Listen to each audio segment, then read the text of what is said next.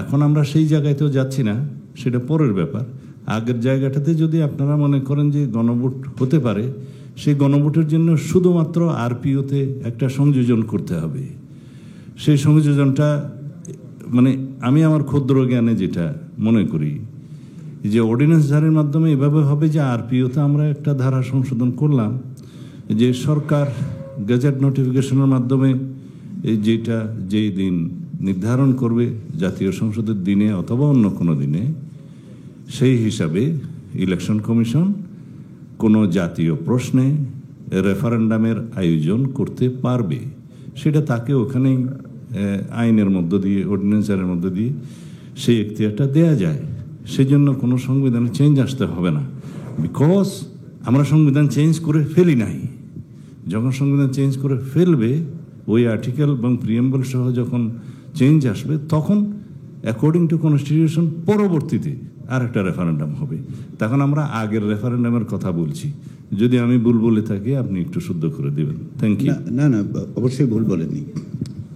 আমার বক্তব্যটা ছিল হচ্ছে পরে রেফারেন্ডাম নিয়ে কিন্তু প্রশ্ন উঠছে না, ওইটা তো গিভেন, ওইটা আপনি যে কোনো, এবং সেগুলি যেহেতু আমরা সকলে এখানে কিন্তু এগ্রিও করেছি যে আসলে রেফারেন্ডাম কী কী বিষয় হবে সেটাও আমরা বলেছি, স্পেসিফাই করে দিয়েছি যে এই বিষয়গুলোতে রেফারেন্ডাম হতে হবে। যদি কনস্টিটিউশন অ্যামেন্ডেড হয় তাহলে যেতে হবে। এটা হচ্ছে পরের বিষয়, ওইটা কমপ্লিটলি এখন আমাদের আলোচনার বিষয় না। আমি যেটা প্রশ্নটা মোশতাক ভাইয়ের ক্ষেত্রে বলেছিলাম যে এই যে পরিবর্তনগুলো আমাদের জাতীয় সনদে যেগুলো উল্লেখিত হয়েছে, তার কিছু কিছু বিষয় তো বেসিক স্ট্রাকচারের অংশ, তাই তো? এখন যদি আপনি যে আইনসভা তৈরি হবে, এটা আমার প্রশ্ন রবীন সাহেব, আমার প্রশ্ন যে যেই স্ট্রাকচারটা আমরা তৈরি করবেন, সেই স্ট্রাকচার যখন এগুলো চেঞ্জ করবে, তো এটা যদি বেসিক স্ট্রাকচারের পার্ট হয় একটা, মানে সেইটা কি এই 142 আন্ডারে, অর্থাৎ কনস্টিটিউশন অ্যামেন্ডমেন্টের মধ্যে সেই প্রশ্নটা উঠবে কিনা যে তার ইসে আছে, ক্যাপাসিটি আছে? দুইটা referendum after the amendment of the constitution, সেই রেফারেন্ডামটা হবে সাকসেসর পার্লামেন্টে কনস্টিটিউশন চেঞ্জ করার পরে। সেখানে ওই আর্টিকেলগুলো যদি আসে, সেই বিষয়ে আমরা এখানে আলাপই করার প্রয়োজন নেই। আমরা আলাপ করছি যে রেফারেন্ডামের কোশ্চেনটা এসছে যে জুলাই জাতীয় সনদ, তার মধ্যে যে কনস্টিটিউশনাল প্রভিশনগুলো প্রপোজ করা হয়েছে অ্যামেন্ড করার জন্য, সেগুলো সহ এই জুলাই জাতীয় সনদ জনগণ পক্ষে কি বিপক্ষে, সেইটার রেফারেন্ডামটা যাতে একটা লেজিটিমেসি আসে, একটা ম্যান্ডেট আসে জনগণের পক্ষ থেকে, যাতে সবাই নেক্সট পার্লামেন্ট এবং অল দি পার্লামেন্ট মেম্বার যাতে এটা বাধ্য থাকে, কম্পেলড হয় যে জনগণের ভার্ডিক্ট দ্বারা, এবং একটা লেজিটিমেসি আসে। সেই লেজিটিমেসির জন্য কোনো কনস্টিটিউশনের চেঞ্জের এখন দরকার নাই। শুধুমাত্র আরপিওতে ইলেকশন কমিশনকে ক্ষমতাটা দেয়া হবে, সেটার অ্যামেন্ডমেন্টটা, সংযোজনটা একটা ধারার মধ্যে আনতে হবে। এভাবে যদি সরকার গেজেট নোটিফিকেশনের মাধ্যমে গণভোটের আয়োজন করে কোনো জাতীয় প্রশ্নে, সেই গণভোট জাতীয় সংসদ নির্বাচনের দিনে একই সাথে অথবা অন্য কোনো দিনে, আমি অথবাটা যেহেতু অপশন আছে সবার আলোচনার জন্য, সেই জন্য বলছি, জাতীয় গণভোট পরিচালনা করতে পারে। সেই এখতিয়ারটা ইলেকশন কমিশনকে না দিলে election commission at their own বর্তমান পরিস্থিতিতে সেটা করতে পারবে না। এই কথাটা বলছি। যদি সেইখানে আপনারা এগ্রিড হন, শুধু এইটুকু পরিবর্তন করতে হবে, এবং সেইখানে কনস্টিটিউশন অ্যামেন্ডমেন্টের যে প্রস্তাবগুলো আছে গণভোটের, সেই জাতীয় জুলাই সনদের মধ্যে সেগুলো তো থাকবে। ততক্ষণ পর্যন্ত সেটা কনস্টিটিউশন টাচ করতে হবে না যতক্ষণ আমরা চেঞ্জ করে ফেলিনি। It is a proposal only. সেই প্রপোজালের পক্ষে এবং বিপক্ষে থাকা আইন পরিবর্তনের মধ্য দিয়ে এটা সম্ভব। শুধু একটা অ্যামেন্ডমেন্ট দরকার আরপিওতে। Thank you.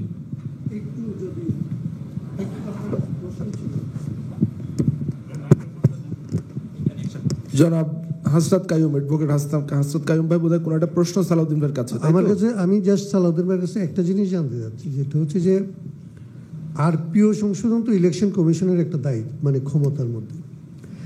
ইলেকশন কমিশনের মধ্যে ইলেকশন কমিশনকে যে সমস্ত, ইলেকশন কমিশনের ক্ষমতা না, আমি একটু শেষ করি আবার।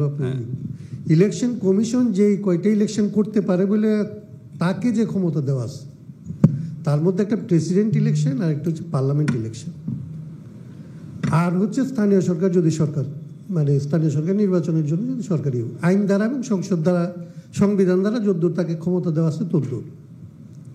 এর মধ্যে তো এই মুহূর্তের যে সংবিধান, এই সংবিধানের তো রেফারেন্ডাম করার কোনো জায়গা নাই, রেফারেন্ডামের কোনো ক্ষমতা নেই। এখন রেফারেন্ডাম যদি তার উপরে এক্সট্রা আমরা একটা মনে করি যে রেফারেন্ডাম সে করতে পারবে, তাইলে যেটা হচ্ছে আপনাকে সংবিধানই টাচ করতে হচ্ছে। এখন আমি যদ্দূর বুঝছি, আমি ভুল হইতে পারি। এখন এইটা টাচ করতে হলে যে জায়গাটা লাগে সেটা হচ্ছে যে আসলে এখনকার যে সিচুয়েশনটা, এটার জন্যই আমরা যেটা বলি যে আইদার আপনাকে 106-এ এরকম একটা পথ হয়ে আসতে হবে, যেরকম একটা অস্বাভাবিক সরকারকে আমরা স্বাভাবিক এবং আইনগত সরকার হিসেবে মেনে নিচ্ছি, এরকমের একটা জায়গায় যাওয়ার প্রয়োজন আপনি ফিল করেন নাকি করেন না, এইটুকু। Thank you. এই জন্যই তো আপনি রাষ্ট্র সংস্কারের প্রতিনিধি। আমি এটা অ্যাভয়েড করতে চাচ্ছিলাম, বিকজ কেউ যদি এই রেফারেন্ডামের বিরোধিতা করে সুপ্রিম কোর্টে যায়, হাইকোর্টে যায়, যে এই রেফারেন্ডাম করার জন্য আরপিওতে যে চেঞ্জেস আসলো সেই মতে ইলেকশন কমিশন কার্য করতে পারবে কিনা, তখন এই কোয়েশনটা রেজ করবে।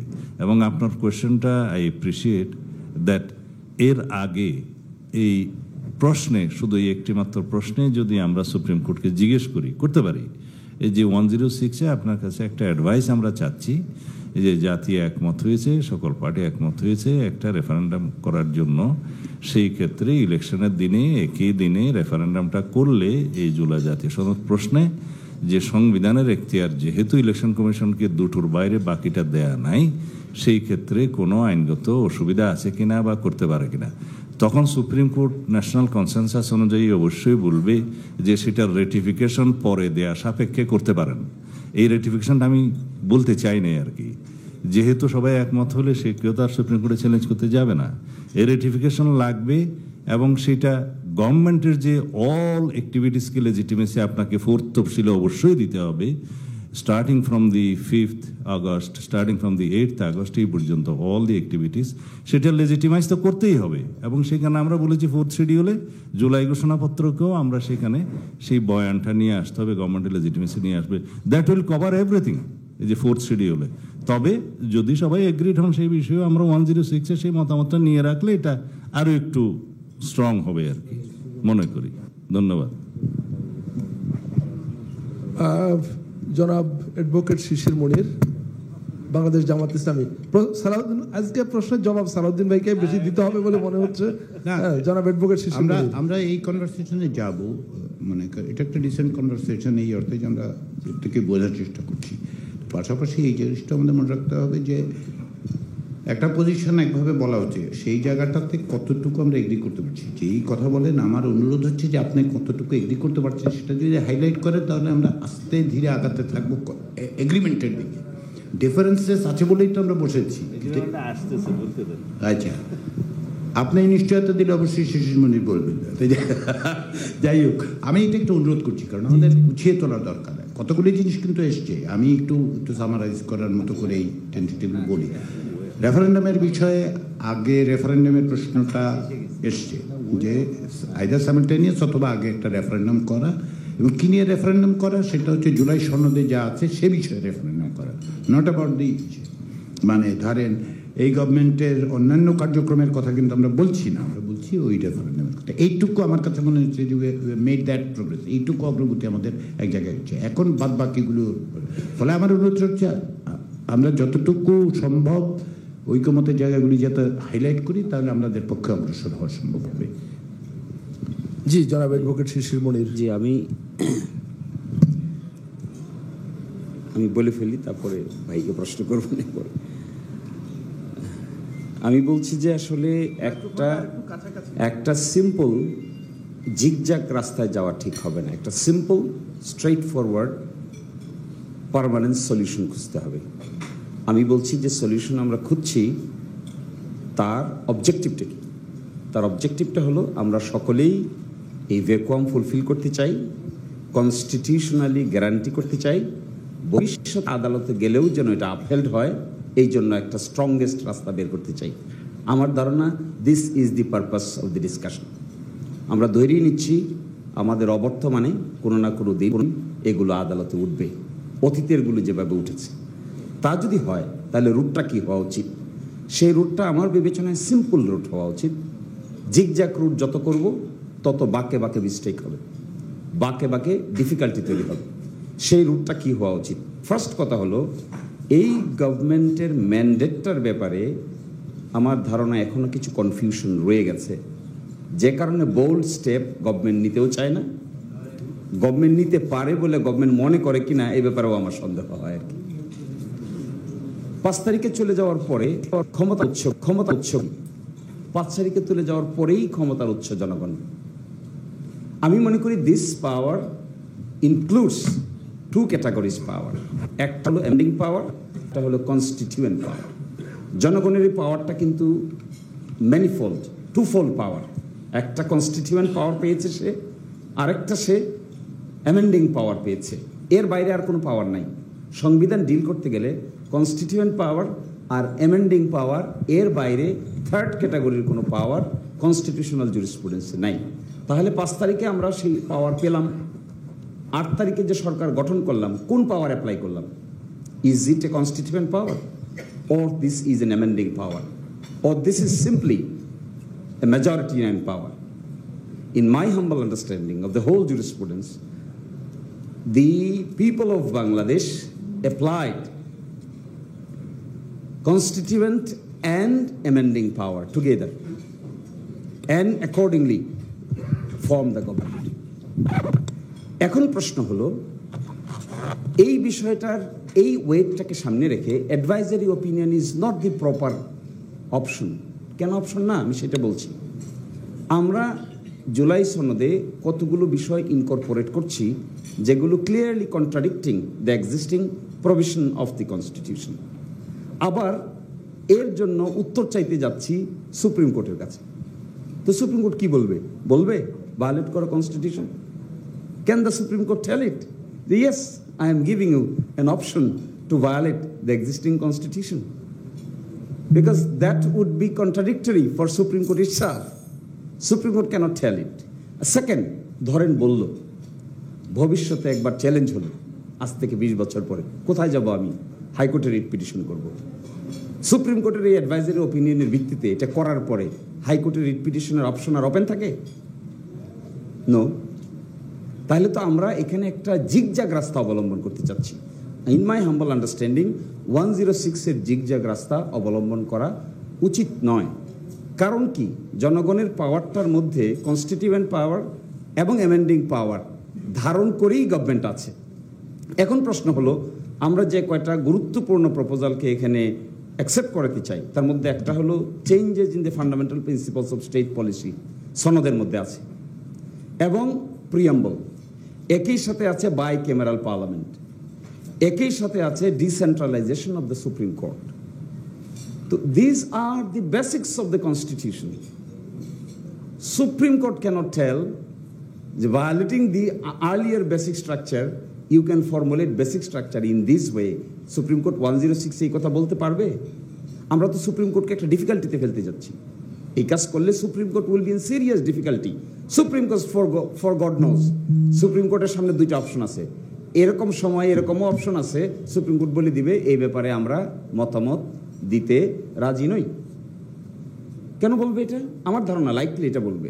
এই জন্য বলবে কারণ বলতে গেলে তার যে ওথ, সে যেভাবে গঠিত হয়েছে, সেই কনস্টিটিউশনের প্রভিশনকে ডিসমেন্টেল করার জন্য তাকে মতামত দিতে হবে। ইন মাই ভিউ সুপ্রিম কোর্টের এই ক্ষমতা 106-এ নাই। আর 106 ইজ নট দি জাজমেন্ট। এটা কোনো জাজমেন্টও না, এটা কোনো বাইন্ডিং নেচার নাই, এটা মেয়ার অ্যান্ড ওপিনিয়ন, এর বাইরে তার কোনো গুরুত্ব নাই। এখন আসেন তাহলে এটা করণীয়টা কি? করণীয়টা আমার বিবেচনায় এই যে কনস্টিটিউয়েন্ট অ্যান্ড অ্যামেন্ডিং পাওয়ার সরকার পেল, আমরা যে এখানে বসে আলোচনা করছি কনস্টিটিউশনকে ভায়োলেট করার জন্য, এই ভায়োলেশন কনস্টিটিউশনটাকে এক্সিস্টিং মেকানিজমে কোনো অর্গানের হাতে দেওয়া ঠিক হবে না। এখন জুডিশিয়ারি যে organ, can the judiciary violate its own mandate? এই প্রশ্ন আমরা পারবো ভায়োলেট করতে, কারণ আমরা কনস্টিটিউয়েন্ট অ্যান্ড অ্যামেন্ডিং পাওয়ারের ডিরাইভেটিভ পাওয়ারে গঠিত হয়েছি। আমাদের সোর্স কি? আমাদের সোর্স হলো 5ই আগস্ট। 5ই আগস্টের পরে জনগণ, জনগণ থেকে কনস্টিটিউয়েন্ট পাওয়ার, অ্যামেন্ডিং পাওয়ার, আমরা হলাম ডিরাইভেটিভ পাওয়ার। ওই পাওয়ারের বলে ঐকমত্য কমিশন। এই জন্য আমরা এই আলোচনা করতে পারছি। সুপ্রিম কোর্ট এই আলোচনা করতে পারবে না। সুপ্রিম কোর্ট তো ডিরাইভেটিভ পাওয়ারের বলে গঠিত হয় না। সুপ্রিম কোর্ট গঠিত হয় কনস্টিটিউশনের আর্টিকেল 94 এর ম্যান্ডেট অনুযায়ী। ওই ম্যান্ডেটে সে বলতে পারবে না যে আবার হাইকোর্টকে ভাগ করে জেলা লেভেলে নিয়ে বিভাগ লেভেলে নিয়ে যাওয়া হোক। এই ব্যাপারে তার সাথে 8th অ্যামেন্ডমেন্টের রায় দিয়ে দিয়েছে আগে। সে বলছে না, ইট ইজ নট অ্যালাউড, এবং নিয়েছিল, ঘুরে আবার ব্যাক করে নিয়ে আসছে। এখন যদি আমরা এই কথা বলি তাহলে it would not be proper. Supreme কোর্টকে তো আমরা ডিফিকাল্টিতে ফেলে দিব। সুপ্রিম কোর্ট বলেই দিতে পারে যে এই ব্যাপারে আমরা 8th অ্যামেন্ডমেন্টের যে রায় দিয়েছি 106 এর অধীনে ওর কন্ট্রাডিক্টরি কোনো অপিনিয়ন আমরা দিতে পারবো না। তখন কি দাঁড়াবে? কিন্তু আমরা পারবো এই কন্ট্রাডিক্টরি অপিনিয়ন দিতে, কারণ আমরা সোর্সটা ডিফারেন্ট, সুপ্রিম কোর্টের সোর্সটা ডিফারেন্ট। এই জায়গা থেকে আমরা মনে করি স্ট্রেট ফরওয়ার্ড সলিউশন হলো একটা জুলাই সনদ বাস্তবায়ন আদেশ জারি করা। এই জুলাই সনদ বাস্তবায়ন আদেশের মধ্যে ডিসেন্টিংয়ের পার্টে একটা কথা আসতে পারে, কিন্তু আমাদের ধারণা dissenting opinion does not have any binding force. Dissenting opinion কখনো ফোর্সফুল এক্সিকিউটিভ অপিনিয়ন নয়। আমাদের তত্ত্বাবধায়ক সরকারের মামলায় 4:3, 4 জন ছিল এক পক্ষে, 3 জন ছিল আরেক পক্ষে। 4 জনের সিদ্ধান্তের ভিত্তিতে বাদ হয়েছিল। ওই 3 জনের অপিনিয়ন ছিল বাদ না করার, কিন্তু শেষ পর্যন্ত এক্সিকিউট কোনটা হয়? এক্সিকিউট হয় হলো মেজরিটি। ফলে ডিসেন্টিং এখানে থাকা কোনো প্রয়োজন আছে বলে আমি মনে করি না। আমাদের দেশে এখন পর্যন্ত 3টা গণভোট হয়েছে। একটা গণভোট হয়েছে হলো শহীদ প্রেসিডেন্ট জিয়া রহমানের আমলে। এই গণভোটের ল্যাঙ্গুয়েজটা এখানে আছে। ল্যাঙ্গুয়েজটা ছিল এটা যে আপনারা শহীদ প্রেসিডেন্ট মানে মিস্টার জিয়াউর রহমান কর্তৃক গৃহীত নীতি এবং কর্মকাণ্ডের সহিত একমত কি না। জনগণ বলেছে হ্যাঁ। এরশাদ সাহেব আয়োজন করেছিলেন এটা। আরেকটা আয়োজন করেছিলাম 1991 সালে। 91 সালে আমরা আয়োজন করেছিলাম যখন প্রেসিডেন্সিয়াল ফর্ম থেকে 12th অ্যামেন্ডমেন্টের মাধ্যমে আমরা পার্লামেন্টারি ফর্মে আসলাম। তখন রেট্রোস্পেক্টিভ এফেক্ট দিলাম। আমরা রেট্রোস্পেক্টিভ এফেক্ট দিয়ে একটা গণভোটের আয়োজন করে অ্যামেন্ডমেন্ট পাস করলাম। কারণ ইলেকশন যেটা হয়েছিল ওটা হয়েছিল প্রেসিডেন্সিয়াল ফর্মের অধীন। তখন পার্লামেন্টারি ফর্ম বলতে কোনো ফর্ম বাংলাদেশের সংবিধানে ছিল না।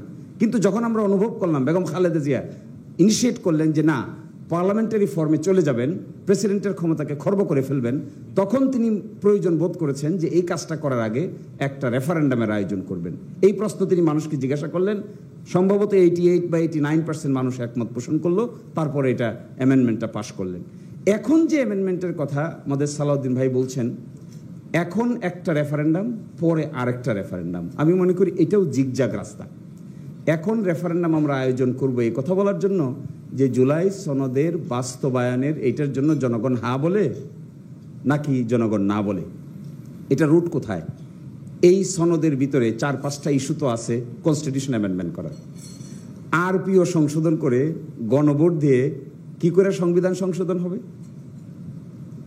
সংবিধান সংশোধনের যে গণভোট, এইটার বিধান তো 142-তে। সেই 42-তে যে গণভোটের কথা বলা আছে তার আগে 2-3টা স্টেপ পার হয়ে তারপরে গণভোট, সরাসরি গণভোট না। এবং 142-তে রিভাইভ করে গেছে কিন্তু 142 15th অ্যামেন্ডমেন্টে 142 মামলায় 15th অ্যামেন্ডমেন্টকে 142-কে রিভাইভ করা হয়েছে। যদি এই পজিশন দাঁড়ায়, আমি কেন এই কথা বললাম? আমি বলছি যে এই রাস্তাগুলোকে জিগজাগ মনে হয়। স্ট্রেট ফরওয়ার্ড রাস্তা কি হওয়া উচিত? তাহলে স্ট্রেট ফরওয়ার্ড রাস্তা হলো this government is holding constituent and amending power. We are holding derivative power. This government can proclaim or issue an order, July সনদ বাস্তবায়ন অর্ডার। এই অর্ডারের মধ্যে এগুলো ইনক্লুড থাকবে। এখানেই নির্বাচনের কথাও বলা থাকবে, এখানেই দ্বিকক্ষ বিশিষ্ট পার্লামেন্টের কথাও বলা থাকবে, এখানেই হাইকোর্ট ডিভিশন 6 জায়গায় চলে যাবে এটা বলা থাকবে, এখানেই ডেপুটি স্পিকার হবে বিরোধী দল থেকে এই কথা বলা থাকবে, এখানেই বলা থাকবে 10 বছরের বেশি কি প্রাইম মিনিস্টার হতে পারবে না, এখানেই বলা থাকবে উচ্চকক্ষ কিভাবে গঠিত হবে, নিম্নকক্ষ কিভাবে গঠিত হবে। এই অর্ডারটাকে বাস্তবায়ন করার জন্য যদি এমন হয় যে ন্যাশনাল ইলেকশন যখন হবে একই সাথে এটাকেও রেফারেন্ডামে অ্যাপ্রুভ করে নেওয়া, তাহলে that may be N easiest রাস্তা। এর ছাড়া বাকি যে সমস্ত রাস্তায় আমরা যাব, এটা 2য় স্টেপ, 3য় স্টেপ, 4র্থ স্টেপ তৈরি করবে। ওই স্টেপগুলো আনসার্টেন। আমরা অনেক বেশি স্টেক হোল্ডারকে যদি যুক্ত করি তাহলে এন্ড গেম কিন্তু ভালো নাও হতে পারে। ফলে আমি মনে করি এটা ইজিয়েস্ট রাস্তা। আজকে যদি আমরা একমত হতে পারি, this process it will go to the honourable chief adviser. Chief adviser তার মেকানিজম মেনটেন করে একটা অর্ডার দিবেন, জুলাই সনদ বাস্তবায়ন আদেশ। জুলাই সনদ বাস্তবায়ন আদেশটা রেফারেন্ডাম আমরা অ্যাপ্রুভ করে নিব। এরই মাধ্যমে আগামী সংসদ সহ সব কিছু এই আলোকে গঠিত হবে। Things will be very easier. এবং সালাউদ্দিন ভাই যে কথা বলছেন, সেই ক্ষেত্রে পার্লামেন্টে এটাকে রেটিফাইও করে নিব আমরা। এই রেটিফিকেশন করে আমি স্যারকে জিজ্ঞাসা করছিলাম, তাহলে প্রথম পার্লামেন্ট কি দ্বিকক্ষ বিশিষ্ট হবে না এই প্রক্রিয়ায় গেলে? হ্যাঁ, পসিবল। কেমনে পসিবল? প্রথম পার্লামেন্ট যদি আমরা যে প্রক্রিয়ায় গঠন করি না কেন, পিআর পদ্ধতিতে করি আর ফার্স্ট পাস দ্য পোস্ট সিস্টেমেই করি না কেন, ওই পার্লামেন্টের মধ্যেই যে দ্বিকক্ষ বিশিষ্ট পার্লামেন্টের প্রপোজাল থাকবে, ওই পার্লামেন্টে এইভাবে গঠিত হয়ে যাবে। যে প্রক্রিয়ায় নেই না কেন আমরা, প্রক্রিয়ার ব্যাপারে আমি কোনো কথা বলছি না, কারণ প্রক্রিয়ার ব্যাপারে ডিবেট আছে। কিন্তু ফার্স্ট পাস দ্য পোস্ট অথবা পিআর যে সিস্টেমেই বলি না কেন, আমরা এগ্রি করে গেলে, এই আদেশ জারি করে গেলে, এই parliament, coming parliament may be a bicameral parliament. এবং আমার ধারণা এই ইজিয়েস্ট রাস্তার মধ্য দিয়ে ঐকমত্য ইজ ভেরি ইম্পর্টেন্ট। কারণ সোর্স ডিরাইভেটিভ পাওয়ার ব্যবহার করতে গিয়ে আমরা অ্যামেন্ডিং পাওয়ারকে আর কনস্টিটিউয়েন্ট পাওয়ারকে ডেস্ট্রয় করতে পারবো না। যদি আমরা কোনো কারণে ডেস্ট্রয় করে ফেলি, তাহলে পরবর্তীতে আদালতে এগুলো নিয়ে বড় ধরনের জিগজাক প্রবলেম সামলাইতে হবে। এবং এই প্রক্রিয়াটাতে আমি আবার বলছি, আমি ছোট মানুষ, কিন্তু আই এম সরি অনেক কথা বলছি, কিন্তু এতটুকুর জন্য একটা টেকসই মেকানিজম ব্যবহার করে সমস্যাটার সমাধান করে দিয়ে সকলেই আমাদের রিলিভ হয়ে যাওয়া প্রয়োজন। এবং সেটা হলো জুলাই সনদ বাস্তবায়ন আদেশ। No 106, no referendum now. Referendum may be organized at the time of the national election. Next parliament will be bicameral parliament. এবং যে সমস্ত কনস্টিটিউশনাল দিয়েছি, এই প্রশ্নটা আমরা জনগণের কাছে জিজ্ঞাসা করতে পারি ওই সময়ে। এখন এটা আগে জিজ্ঞাসা করার কোনো প্রয়োজন আছে বলে মনে হয় না। ধন্যবাদ জনাব শিশির মনির। জনাব ব্যারিস্টার সানি আব্দুল হক কিছু বলতে চেয়েছিলেন। সালাউদ্দিন ভাই কি এখন রেসপন্ড করবেন না আর একটু পরে? জনাব ব্যারিস্টার সানি আব্দুল হক, এবি পার্টি।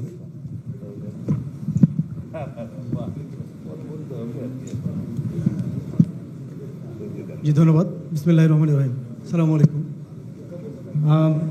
আসলে মূল সংকটের জায়গাটা হলো যে আমরা ইন্টারপ্রিটেশনটাকে কিভাবে গ্রহণ করছি। আমরা কি strict interpretation of the constitution, না আমরা একটা হাইব্রিড মডেলে যাচ্ছি? তো যদি আপনি মানে স্ট্রিক্ট ইন্টারপ্রিটেশনের কথা করেন, আমার understanding, please correct me wrong, মানে if I am wrong, BNP একটু যে মেজর কনস্টিটিউশনাল রিফর্মের জায়গাটা কিছুটা স্কেপটিক্যাল, একটু কশাস। আর এনসিপি অবশ্য একটা বিবেচনায় আইডিয়ালিস্টিক পজিশন নিয়েছে আর কি, তারা কনস্টিটিউয়েন্ট অ্যাসেম্বলির কথা বলছে। এখন যে বেসিক স্ট্রাকচারের প্রশ্ন এসছে, এটা ইন মাই ওপিনিয়ন এটা একটা ডিফেক্টিভ এবং ফ্লড একটা principal. Weather I like it or not, that is the case. আমাদের কনস্টিটিউশন আছে। এখন বেসিক স্ট্রাকচার, আমি সালাউদ্দিন ভাই এখানে আছেন, তাদের যে একটা নোশন আছে যে মানে continuity of the constitution, of যে কন্টিনিউটি, এটা তো দেখুন বিএনপিও কিন্তু এমন প্রপোজিশনে একমত হয়েছে এই হাউসে। For example, ব্রিঙ্কিং bicameral parliamentary system in Bangladesh, decentralization of Supreme Court, High Court division in divisional cities, এগুলোতে তো এইগুলো goes against the basic structure provision as it appears under Article 7B of the existing constitution. Now, যদি basic structure তো এইরকম যে এটা আবার বলছি এটা এটা ইটসেলফ একটা আরবিট্রারি এবং ফ্যাসিস্ট নেচার একটা প্রভিশন, কারণ it goes against the ethos of the doctrine of supremacy of parliament. না, কোয়েশ্চেন ইজ, আপনারা হয়তো আর্গুয়েবলি বলতে পারেন যে বাংলাদেশে তো সুপ্রিমেসি অফ কনস্টিটিউশন আছে, সুপ্রিমেসি অফ পার্লামেন্ট না। এটাও একটা অ্যানাদার ডিফেক্টিভ আইডিয়া, কারণ কনস্টিটিউশন কখনো সুপ্রিম হতে পারে না।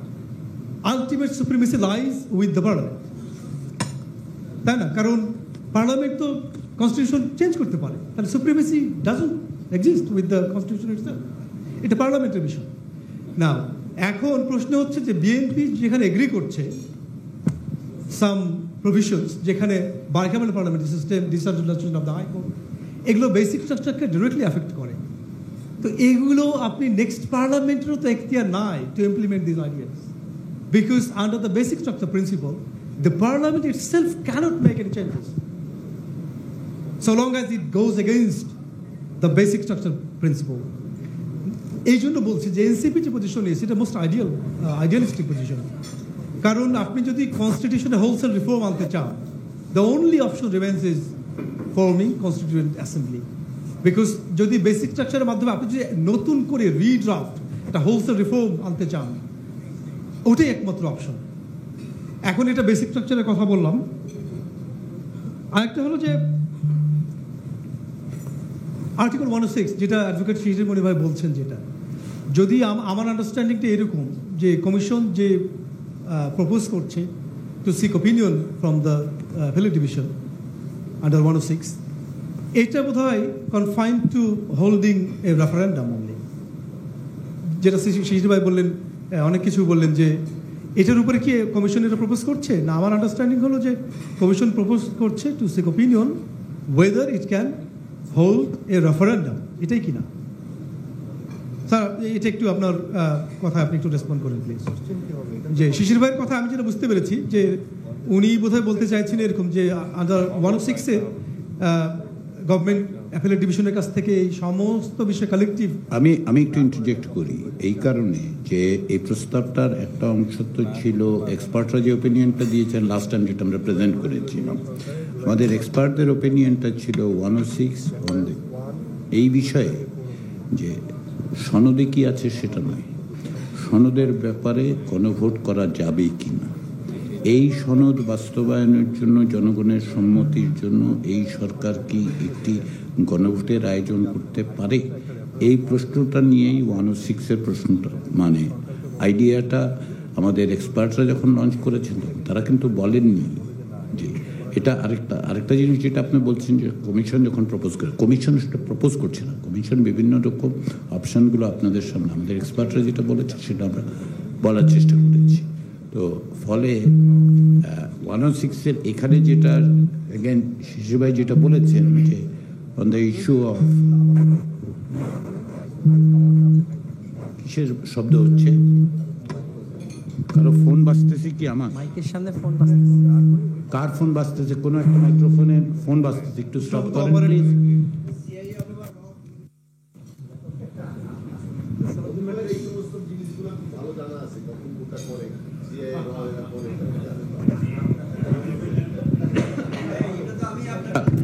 আচ্ছা আমরা ওই আলোচনায় না যাই, ঠিক আছে ওই আলোচনায় না যাই। আমি আপনার এক্সপ্লেনেশন মানে ক্ল্যারিফিকেশনটা কমিশনের পক্ষ থেকে 106 as suggested by the experts committee is বিষয় নিয়ে নয়, প্রসিডিওর নিয়ে। জি থ্যাংক ইউ স্যার। আমি মানে এটা শুধু এক লাইনে বলবো যে আমি কেন বলছি যে আর্টিকেল 7B এটা আরবিট্রারি নেচারে। দেখুন, একটা পার্লামেন্ট কি বাউন্ড বাই দেয়ার প্রিডেসেসর, মানে parliament cannot bind is successor, তাই না? If a parliament is not bound by its predecessor and it cannot bind its successor, তাহলে বেসিক স্ট্রাকচার তো আপনাকে মানে এরকম ফ্যাসিড বানিয়ে দিচ্ছে। তো এটাই কি করা যায়, এটা নিয়ে মানে we need to work on how to deal with it. এটা গেল। আর চ্যালেঞ্জের প্রশ্ন এসছে, চ্যালেঞ্জ তো এটা যতখানি না লিগাল কোয়েশ্চেন, তার চেয়ে আমি মনে করি ইটস এ পলিটিক্যাল কোয়েশ্চেন। কারণ মানে history is written for the winners. যখন পুরো যদি পলিটিক্যাল রেজিম চেঞ্জ হয়ে যায়, পুরো এই পরিবর্তন হয়ে যায়, তখন আইন আদালত এগুলো তো আসলে কোনো ইয়ে হয় না। কারণ এটা তো ওটা আমরা কেবল সাক্ষী হলাম, অনেক কিছু তো কনস্টিটিউশনের এগেনস্টে হয়েছে, ভায়োলেট করে হয়েছে। আমরা যে আপরাইজিং নিয়ে আমরা proud, we are so proud of something which goes contrary to the constitution we are talking about. তো এটা কি আমাদের it gave us a sense of pride. Constitution ভায়োলেশনটা আমাদেরকে গ্লোরিফাই করেছে। তো এই জন্য it's a political question rather legal question এটা। আর ফাইনালি যেটা বলতে চাই যে আমরা যে একটা মহান দায়িত্ব নিয়ে we the political parties and above all the commission itself, এইটা it has a duty of care to the wider nation. And if we are in breach of that duty, the nation will suffer irreparable loss and damage. আর ব্রিজটা কি, duty of কেয়ারটা কি? To prepare, to agree upon and deliver the nation is aspiring for, the wholesale reform of the constitution. It is about deliver করতে না পারে, will be in clear breach of that trust, and consequently the nation will suffer loss and damage. And it is not to remove. যদি সামগ্রিকভাবে collectively এটার result দেয়, will be negligent and reckless. আপনি sir যেটা বললেন, আমি ওটাই একটু ডিফারেন্ট আমার মতো করে বললাম, যে আমাদের উপরে যে যে যে মানে we been entrusted to to to reflect the aspirations of the people to make major changes of the constitution. But এটা আমাদের করা দরকার। এটার জন্য আমাদের তো সব পলিটিক্যাল পার্টি ডিফারেন্ট চিন্তা, আইডিয়াস, কনসেপ্ট এগুলো তো আছেই। আমাদের philosophy different, and that is the reason why we are different. তো এটাকে আপন করাটা তো মানে মধ্যে কোনো বড়ত্ব নেই। We are here to agree upon, not to differ. That is the whole idea of setting the consensus commission. সেই জন্য সবার প্রতি রিকোয়েস্ট থাকবে যে এই যে আমরা যে পিওরলি লিগালিস্টিক ভিউ নিচ্ছি এভরি টাইম, এটাই তো একটা ফ্লড একটা চিন্তা। মানে আমরা কেন বারবার কনস্টিটিউশনকে ভায়োলেট করে ওর মধ্যেই কনস্টিটিউশনকে খুঁজে বেড়াচ্ছি? এটাই তো একটা রং একটা এক্সপেকটেশন। কারণ আমাদের constitution does not allow to depose any government, and we have done it. এই কনস্টিটিউশন কোনো এক্সিস্টিং প্রভিশন আছে যেখানে you can depose the government? Awami লীগকে তো ডিপোজ করেছেন in violation of the constitution. Then why on earth you are going back to comply with the constitutional provision again? এটা কোনো মানে হয় না।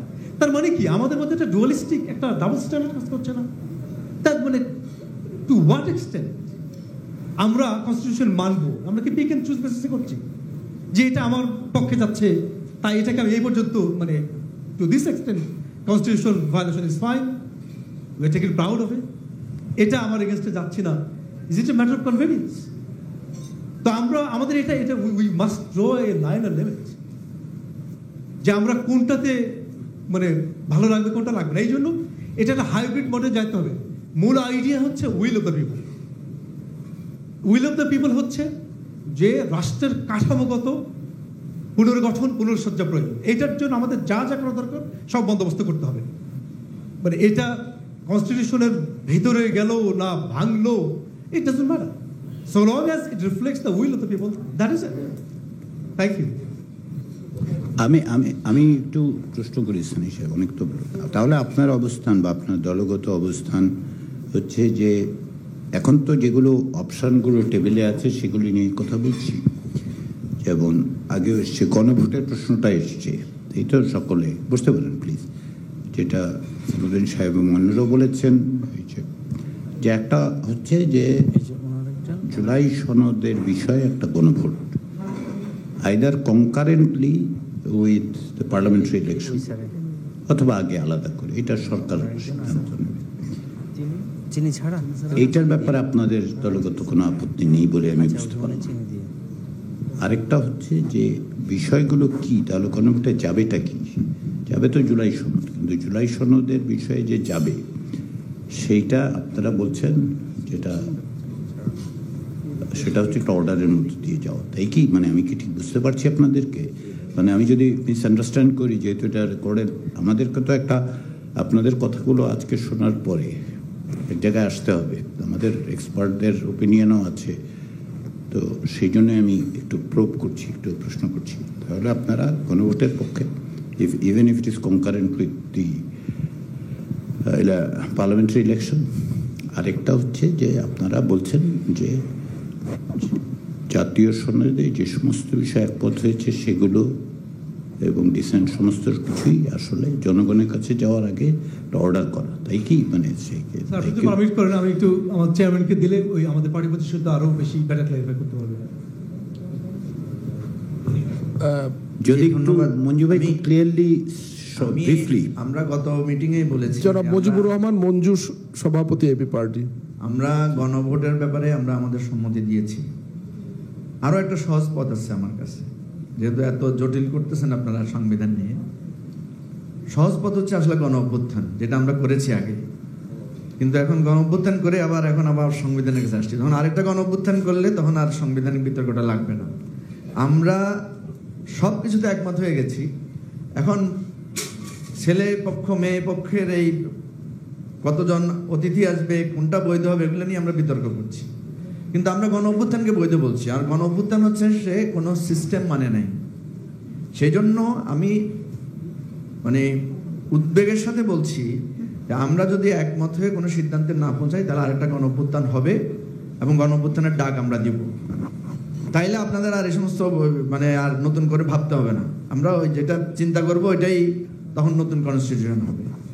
প্রশ্ন হচ্ছে যে আমরা সব কিছু একমত হলাম জুলাই সনদের, একটা জায়গায় আছে যেটা সালাউদ্দিন ভাইকে আমরা ব্যক্তিগতভাবে বলেছি যে আপনারা আল্লাহর ওয়াস্তে আসেন, যে এই 10-12টাতে আপনাদের এই নোট অফ ডিসেন্ট আছে, এখানে একটা আমরা নেগোশিয়েট করি, কিছু আপনারা আপনাদের পক্ষে থাকুক, আমরা একমত হই, আমাদের কিছু মেনে এটা একটা সলভ করেন।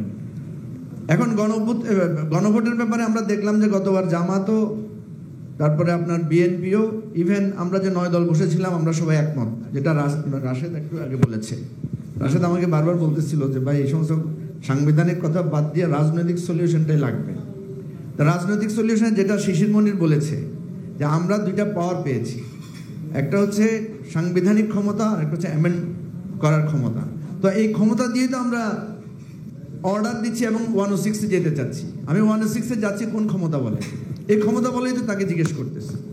এখানে তো বিতর্ক হচ্ছে না, একটার সাথে একটা কন্ট্রাডিক্ট করতেছে না। আর শিশির মনির যে বিস্তারিত বলছে এতগুলো তো আমরা সুপ্রিম কোর্টের কাছে চাচ্ছি না। সুপ্রিম কোর্টের কাছে আমরা শুধু চাচ্ছি যেটা আমাদের হাসান কালাম ভাই বলেছেন যে আমরা একটা গণভোট করতে চাই, আপনাদের মতামত কি।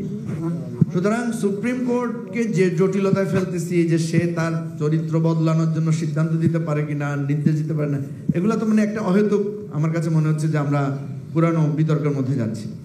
কথা হচ্ছে এটা গতবারও আমি সমাধান হিসেবে বলেছিলাম যে একটা কনস্টিটিউশন অর্ডার জারি হবে, সেই জারির ভিত্তিতে 106 এর মতামত নেওয়া যেতে পারে, যেহেতু 106 এর পক্ষে অনেকের এখানে মত আছে, দেন আমরা একই দিনে ইলেকশনের রেফারেন্ডাম দিতে পারি। এখানে জিগজ্যাগ বলেন, সলিউশন বলেন, মূল কথা হচ্ছে আমাদের সবার উইল পাওয়ার। আমি একটা জায়গায় সমস্যা দেখি, সেটা হচ্ছে যেটাতে আপনার নোট অফ ডিসেন্ট দেওয়া হয়েছে। নোট অফ ডিসেন্টের ইস্যুগুলোতে আমরা আলোচনা করতে পারি যে এগুলো কি পুরোটাই বাদ দিয়ে দিব, না নোট অফ ডিসেন্টের গুলা নিয়েই মতামত নিব, নাকি এখানে একটা নেগোশিয়েট করতে পারেন আপনারা, যে বিএনপির সাথে আমরা একটা নেগোশিয়েট করতে পারি যে ভাই এখান থেকে কিছু আপনারা করেন। যেমন বিএনপি যদি এতে রাজি না হয়, আপার হাউসে যদি সে পিয়ারে রাজি না হয়, ভোটের পিয়ারে তো উনি রাজি, কিন্তু ভোটের পিয়ারে রাজি না, ভোটের পিয়ারে যদি রাজি না হয় তাহলে আমি সহ আমরা অনেকেই এটা চাইবো যে আমরা আপার হাউস চাই না, আর আপার হাউসের ব্যাপারে আমরা তখন নোট অফ ডিসেন্ট দেব। সুতরাং সেটাও তখন আলোচনায় আসতে হবে। অর্থাৎ এই সাংবিধানিক বিতর্কগুলো বাদ দিয়ে যেহেতু আমরা গণভোটের ব্যাপারে একমত হয়েছি, বাস্তবায়নের জন্য সিও অ্যান্ড 106 এই দুইটাকে অ্যাকোমোডেট করে একটা সমাধানের পথে যান, আর নাহলে গণ অভ্যুত্থানের জন্য প্রস্তুতি নেন। এটা হলো আমার শেষ কথা। গণ অভ্যুত্থান তো প্রস্তুতি নেওয়া হয় না মঞ্জু ভাই, তাহলে কিন্তু আপনাদের বলছি আর কি যে গণ অভ্যুত্থান ফেস করার জন্য প্রস্তুতি না। আমি এরপরে গণ অভ্যুত্থানে কিন্তু হেলিকপ্টারে এদের সবাইকে মানে জায়গা করার জন্য বড় হেলিকপ্টার লাগবে, এটাও খেয়াল রাখেন। অন এ সিরিয়াস নোট, সেটা হচ্ছে আপনার বক্তব্য তাহলে সিও প্লাস 106 প্লাস রেফারেন্ডাম, নাকি সিও প্লাস 106 ইজ সাফিসিয়েন্ট না? রেফারেন্ডামের জন্যই তো 106 এর কথা বলছেন, তাই না? আমি বলছি যে এখানে আসলে জনগণের আস্থা দেওয়ার জন্য, এটা আসলে সংবিধান, জনগণ যখন দেখবে যে আমরা রেফারেন্ডাম নিয়েছি, সে মনে করবে যে আমি এটার ভিতরে আছি, আওয়ামী লীগ এটার ভিতরে আছে, জাতীয় পার্টিও আছে, এটার ভিতরে মহিলারাও আছে, সংখ্যা মানে যা যত ক্যাটাগরি আছে এটা রেফারেন্ডামে কভার করে ফেলে। মানুষ মনে করবে যে না আমার মতামতটা নেওয়া হয়েছে। বেসিক্যালি আপনি তাহলে আমি আবার আর সুপ্রিম কোর্টের মতামত নিলে যেটা মানে বলা হয়েছে যে সুপ্রিম কোর্ট ভবিষ্যতে চ্যালেঞ্জ, আমরা তো চ্যালেঞ্জ না হওয়ার জন্যই তো তার 106 এর কথা বলছি। ঠিক আছে, আপনার পয়েন্টটা হচ্ছে সিও 106 রেফারেন্ডাম, কারণ সিওটা দিচ্ছি কেন, আমি গণ অভ্যুত্থানের মাধ্যমে ক্ষমতা পেয়েছি, 106 যাচ্ছি কেন, যাতে কনস্টিটিউশনে কেউ আমাকে বিতর্ক তুলতে না পারে। আর আমি রেফারেন্ডামে যাচ্ছি কেন, জনগণের মধ্যে কেউ যাতে বলতে না পারে আমি উপেক্ষিত হয়েছি, ব্যাস এটাই আমি বুঝি। এটা হচ্ছে রাজনৈতিক সমাধান। আর আপনারা এটা কিভাবে ফেলবেন আপনাদের ব্যাপার। আসসালামু আলাইকুম। ধন্যবাদ জনাব মুজিবুর রহমান মঞ্জু। জনাব আফেন্দি, আমার কাছে অনেকগুলো নাম আছে, আপনি প্রশ্ন কিন্তু শিশির মনির সাহেবের কাছে, উনি তো নাই এখন, তাহলে কি পরে করবেন? হ্যাঁ, উনি আসুক, আমি মানে এখন একটু সিরিয়াল মেনটেন করার চেষ্টা করি। আমি জনাব মমিনুল আমিনকে আমন্ত্রণ জানাচ্ছি, এনডিএম মহাসচিব।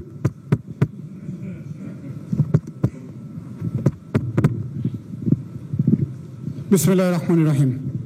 জাতীয় ঐক্যমত্য কমিশনের মাননীয় সহসভাপতি, উপস্থিত জাতীয় নেতৃবৃন্দ, আমরা দীর্ঘদিন পরে আলোচনায় আসছি। আসার অনেকক্ষণ পরে বক্তব্য দেওয়ার সুযোগ পেয়ে একটু মানে একসাথে আনন্দও লাগছিল, আবার একটু ভয়ভীতিও লাগছিল।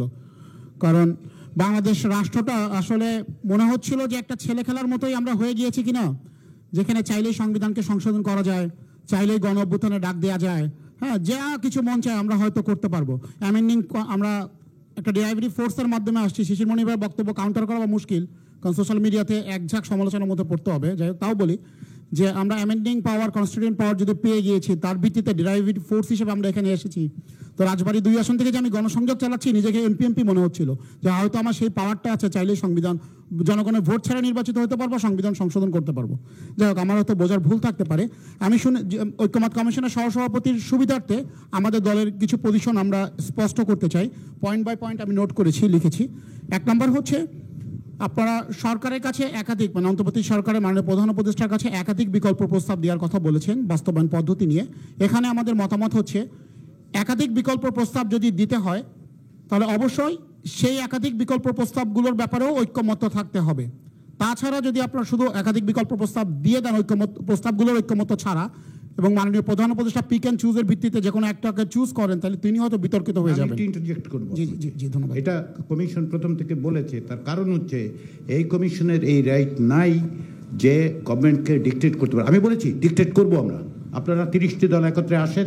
আমি আপনাকে অ্যাসিওর করছি কমিশনের সহসভাপতি হিসেবে যে আপনারা 30টি রাজনৈতিক দল যদি একত্রে আসেন, একটি সমাধান দেন, আমরা কমিশনের পক্ষ থেকে প্রধান উপদেষ্টার কাছে গিয়ে বলবো যে এটাই একমাত্র সমাধান।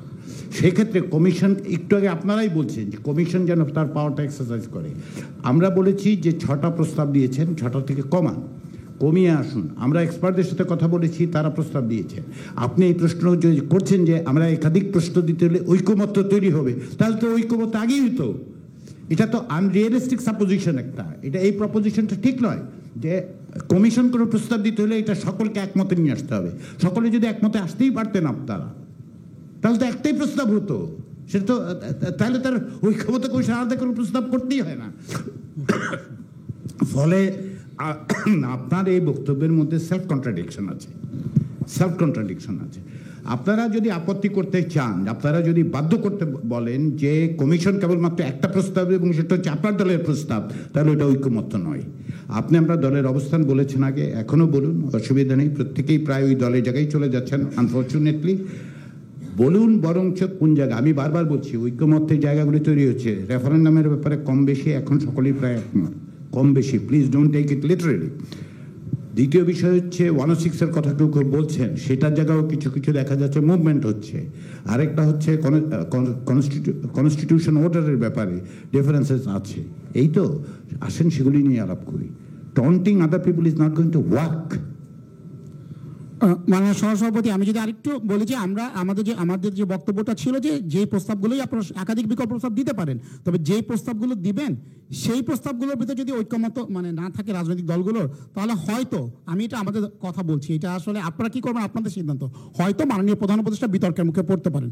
2 নম্বর বিষয় আমরা যেটা বলবো, দেখেন আমরা সংবিধানকে যেভাবে সংশোধন করতে চাই, এখন এটাকে যে নামেই ডাকি, সংশোধিত সংবিধান, নতুন সংবিধান, সেটা গণপরিষদ করি, গণভোটের মাধ্যমে করি বা জাতীয় সংসদের মাধ্যমে করি, পুরো ব্যাপারটার মূল জিস্ট কিন্তু একটাই, যে আমরা একটা সাংবিধানিক প্রক্রিয়া বা আইনগত প্রক্রিয়ার মাধ্যমেই যেতে চাই। এক্ষেত্রে আমরা বাংলাদেশের জন্মলগ্নের কথা যদি একটু স্মরণ করি, দেখেন তখনও কিন্তু এই যারা নির্বাচিত প্রতিনিধি ছিলেন তারা একটা গণপরিষদ গঠন করেছিলেন এই ভূখণ্ডের জন্য। লস কন্টিনিউয়াস অ্যান্ড এনফোর্সমেন্টের মাধ্যমে তারা একটা প্রেসিডেন্সিয়াল অর্ডার জারি করে রাষ্ট্রপতি, উপরাষ্ট্রপতি, প্রধানমন্ত্রী এগুলো তারা গঠন করেছিলেন, রাষ্ট্র চালিয়েছিলেন। এরপরে দেশ স্বাধীন হলো, একটা নতুন সংবিধান হলো, তার অধীনেই কিন্তু নির্বাচন হয়েছিল। সুতরাং সব কিছুই কিন্তু আইনগতভাবেই হয়েছিল এবং সেই ধারাবাহিক প্রক্রিয়ার মধ্যেই রয়েছে। আমাদের দলের বক্তব্য হলো আমরা এমন কোনো পজিশন ক্রিয়েট করতে চাই না যেটা নজির দেখে যে কেউ 2 বছর 5 বছর পরে বলতে পারে আজকে আর একবার সংবিধান এভাবে আমরা সংশোধন করতে পারি। এবার আসেন গণভোটের ব্যাপারে আমাদের যেই প্রস্তাবনা, গণভোটটা 84টা পয়েন্টে আমাদের এখানে আলোচনা হয়েছে, 84টা পয়েন্টে কিছু কিছু নোট অফ ডিসেন্ট হয়েছে। এতগুলো বিষয় তো আসলে গণভোট করা সম্ভব নয়। গণভোটের ব্যাপারে আমাদের প্রস্তাবনা যেটা, জাতীয় সংসদ নির্বাচনের দিন একই সাথে গণভোট এই প্রশ্নে করা যেতে পারে যে গণভোটের পক্ষে আমরা আছি কিনা, কারণ পরবর্তী সংসদ তাহলে একটা আর একটা মানে লাইবিলিটির মধ্যে আছে বা আইনগত প্রক্রিয়ার মধ্যে আছে যে এটা জুলাই সনদটা বাস্তবায়ন করতে হবে। কেন এটা বলছি? এই যে বাস্তবায়ন প্রক্রিয়া নিয়ে আমাদের আলোচনা হচ্ছে বা ঐক্যমত কমিশনের মেয়াদ বললো, কেন বললো, এটা প্রেক্ষাপট কিন্তু আমরা এখানে সকলেই জানি। আমাদের রাজনৈতিক দলগুলো পারস্পরিক আস্থাহীনতা, যে সরকার ক্ষমতায় আসবে তারা হয়তো বাস্তবায়ন করতে পারবে না, সবাই একটা নিশ্চয়তা চাচ্ছিল, আইনগত নিশ্চয়তা চাচ্ছিল যে পরবর্তী সংসদ যেন বাস্তবায়ন করতে পারে। সেই প্রশ্ন থেকেই কিন্তু গণভোটের ব্যাপারটা এসেছে এবং আমরাও একই বক্তব্য দিচ্ছি, যদি গণভোট করতে হয় জাতীয় সংসদ নির্বাচনের দিন এই প্রশ্নেই গণভোট করতে হবে যে এই জুলাই পক্ষে আমরা আছি কিনা। যদি জনগণের পক্ষে রায় আসে, অবভিয়াসলি যে দলটা ক্ষমতায় যাবে তার পক্ষে রায় আসবে, তারা পরবর্তী সংসদে সেটা বাস্তবায়ন করবে। গণভোট আগে আয়োজন করা যে ব্যাপারটা বলা হচ্ছিল, আমরা খুব দৃঢ়ভাবে বিশ্বাস করি গণভোট বা এই জাতীয় কোনো কিছু যদি জাতীয় নির্বাচনের আগে আয়োজন করতে হয় তাহলে সেটা অবশ্যই জাতীয় নির্বাচনকে প্রলম্বিত করবে। সর্বশেষ আমি আরেকটা কথা বলবো, সুপ্রিম কোর্টের মতামতের কথা আমরা আবারও বলেছি এবং এইটা সুপ্রিম কোর্টের মতামত নিয়ে খুব বেশি জটিলতা দেখছি না, কারণ এই সরকার বিশেষ সাংবিধানিক আদেশ জারি করতে পারে কিনা বা এই জুলাই সনদ বাস্তবায়ন করতে পারে কিনা, এটাকে আমরা আদালতে যেতে পারি না, এটার সাথে এটা এখানে আমরা সমস্যা দেখছি না এবং আমরা সেখানে সুপ্রিম কোর্টের মতামত নিতেই পারি। সুতরাং আমি মনে করছি যে আমাদের যে প্রস্তাব আমাদের যে অবস্থানগুলো রয়েছে গণভোটের ব্যাপারটা এবং সুপ্রিম কোর্টের মতামত নেওয়ার ব্যাপারটা আমরা আমাদের অবস্থানকে পরিষ্কার করতে পেরেছি। আপনাকে অসংখ্য ধন্যবাদ। ধন্যবাদ মমিনুল আমিন। আমি আমন্ত্রণ জানাচ্ছি ডক্টর নেয়ামুল বশির, প্রেসিডিয়াম সদস্য, লিবারেল ডেমোক্রেটিক পার্টি, এলডিপি। আছেন আপনি? জি, ডক্টর নেয়ামুল বশির।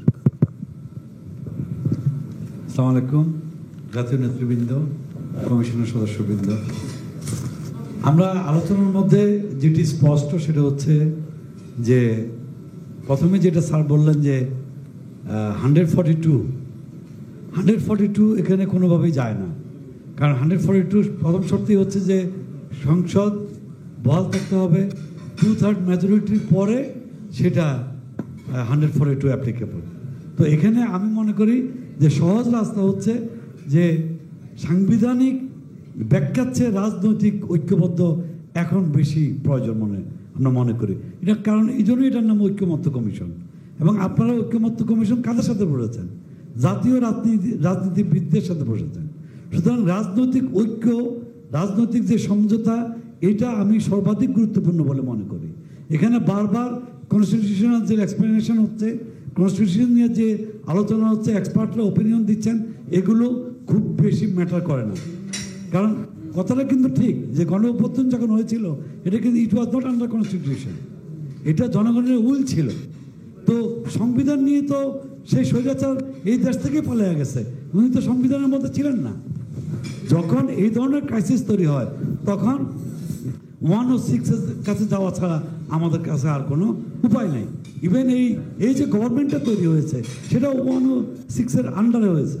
তাই আমরা মনে করি যে আবারও 106 এর মাধ্যমে যে জুলাই সনদ বাস্তবায়নের জন্য গণভোটে যাওয়া যায় কিনা, এই অর্থে 106কে ইউজ করা যেতে পারে। এবং সেটা হবে যখন ন্যাশনাল ইলেকশন হবে, ওই একই দিনে হবে। যদি সুপ্রিম কোর্ট 106 এর ডিটেলসে যায় যে কি জন্য 106 চান, অর্থাৎ তারা they'll go through the July charter, তো সেখানে যদি তারা মনে করে যে এখানে এমন কিছু বেসিক জিনিস আছে যেটা 106-এ তারা কোনো মতামত দিতে তারা বিব্রত বোধ করে, তাহলে এটা ফিরে আসবে। তাহলে ফিরে আসলে কি করবেন? তাহলে ফিরে আসলে আপনাকে এটা এইভাবে পেন্ডিং রেখে জাতীয় নির্বাচনের দিকে চলে যেতে হবে। এবং জাতীয় নির্বাচনের যে সরকার ক্ষমতায় আসবে তারা গণভোটের ব্যবস্থা করবে। এই জুলাই চার্টার যেটা সাইন হবে, এইটা যদি 106-এ কভার নাও করে তাহলে পরবর্তী সংসদ এই বিষয়ে সিদ্ধান্ত নেবে, আমরা অঙ্গীকারবদ্ধ। আমি মনে করি এটা সহজ রাস্তা, এটা পেঁচায় কোনো লাভ হবে বলে মনে করি না। ধন্যবাদ। ধন্যবাদ ডক্টর নেয়ামুল বশির। আমি আমন্ত্রণ জানাচ্ছি মাওলানা ইউসুফ আশরাফ, বাংলাদেশ খেলাফত মজলিসের।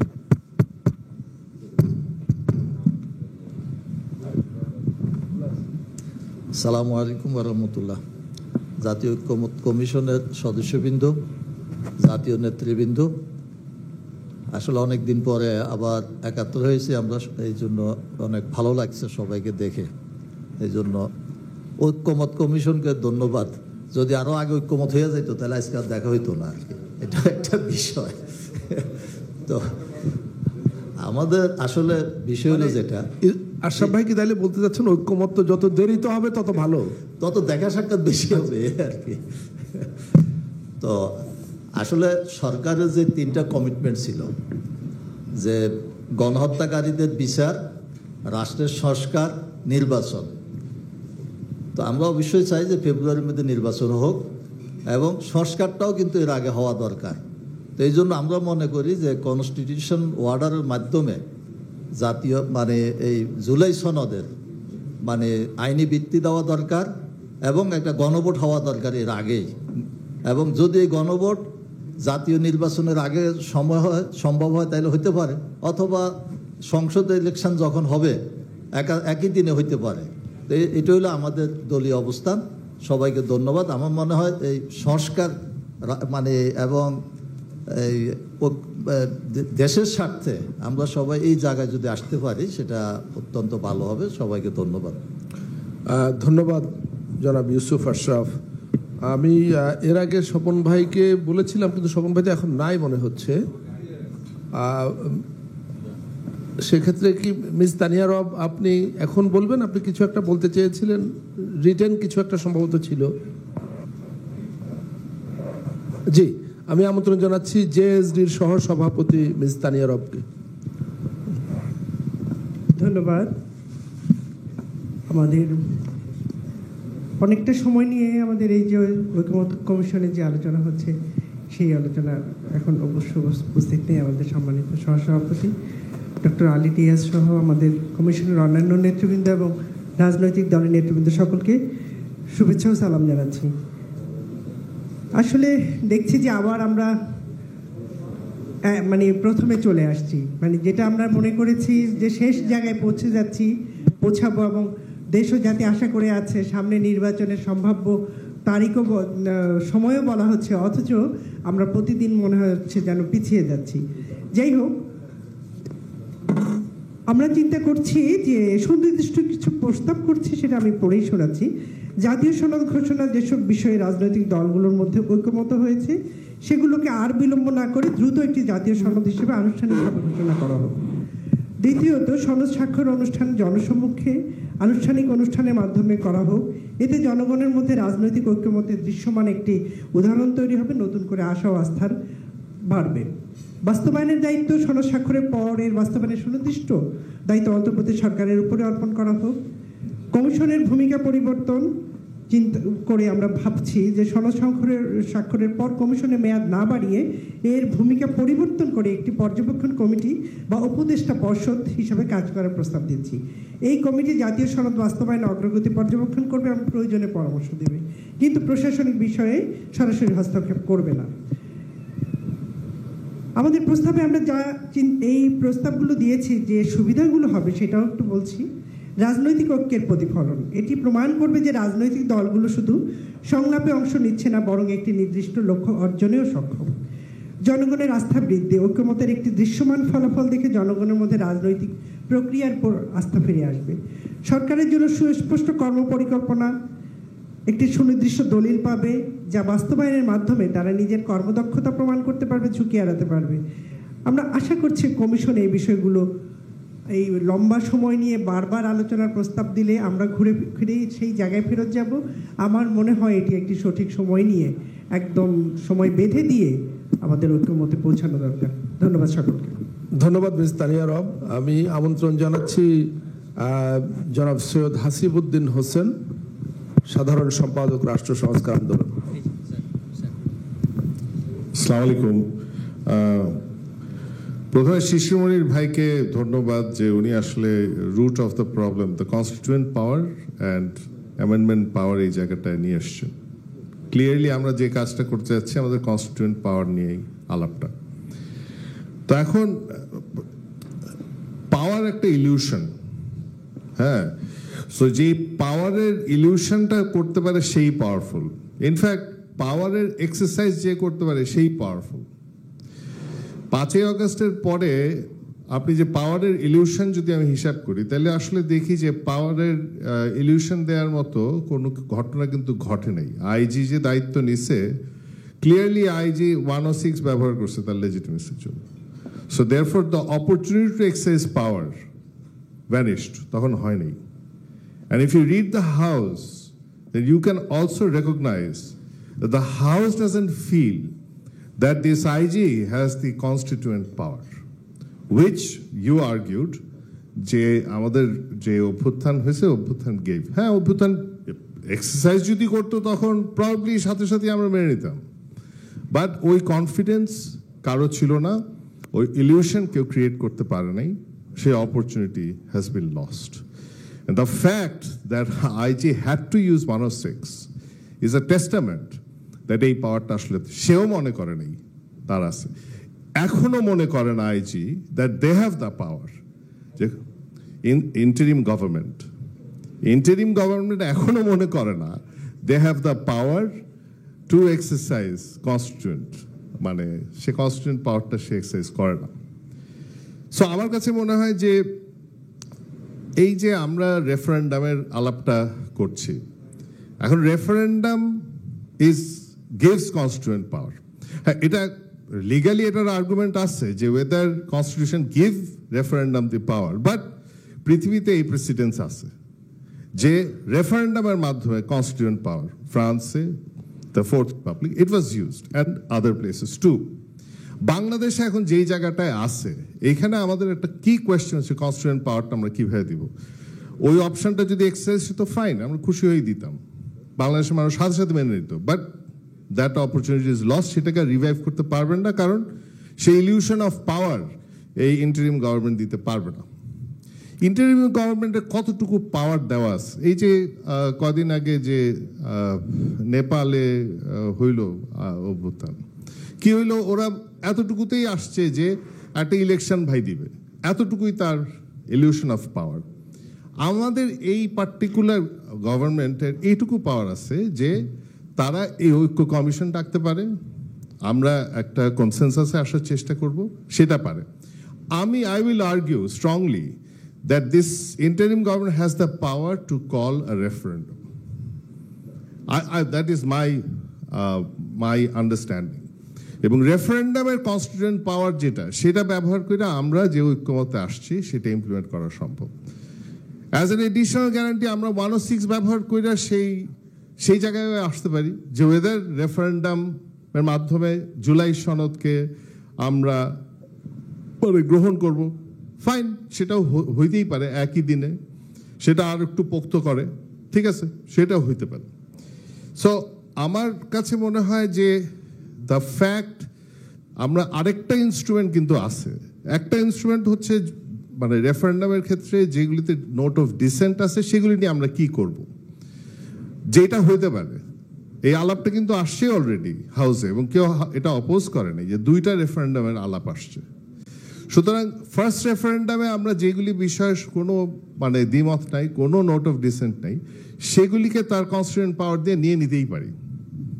এবং যেই সংসদ আসবে সেই সংসদকে তো আমরা বলেও দিচ্ছি ওই জুলাই সনদের ভিতরে it will be their responsibility to resolve those points যেগুলি ভাবে নোট অফ ডিসেন্ট আছে, সেগুলি তারা করবে, করার পরে তাদের যে কনসেনসাস আসবে সেই কনসেনসাসের ভিত্তিতে তারা আরেকটা রেফারেন্ডাম ডাকবে, that will be a valid, মানে এটাও ভ্যালিড, ওইটা আর একটু পোক্ত ভ্যালিড, যে ওই কনস্টিটিউশন ওই রেফারেন্ডাম যেই চেঞ্জেস, বেসিক স্ট্রাকচার বলি আর যাই বলি, সেই চেঞ্জেসগুলি ওই রেফারেন্ডাম দিয়ে পাশ করবে। এখানে এই বেসিক স্ট্রাকচারের আলাপে আই বিলিভ দ্যাট যদি ইট ইজ রেফারেন্ডাম ভিত্তিতে আসে তাহলে বেসিক স্ট্রাকচারেও এরা হাত দিতে পারে, কারণ ultimately constituent power lies with the people and through referendum they will exercise that right.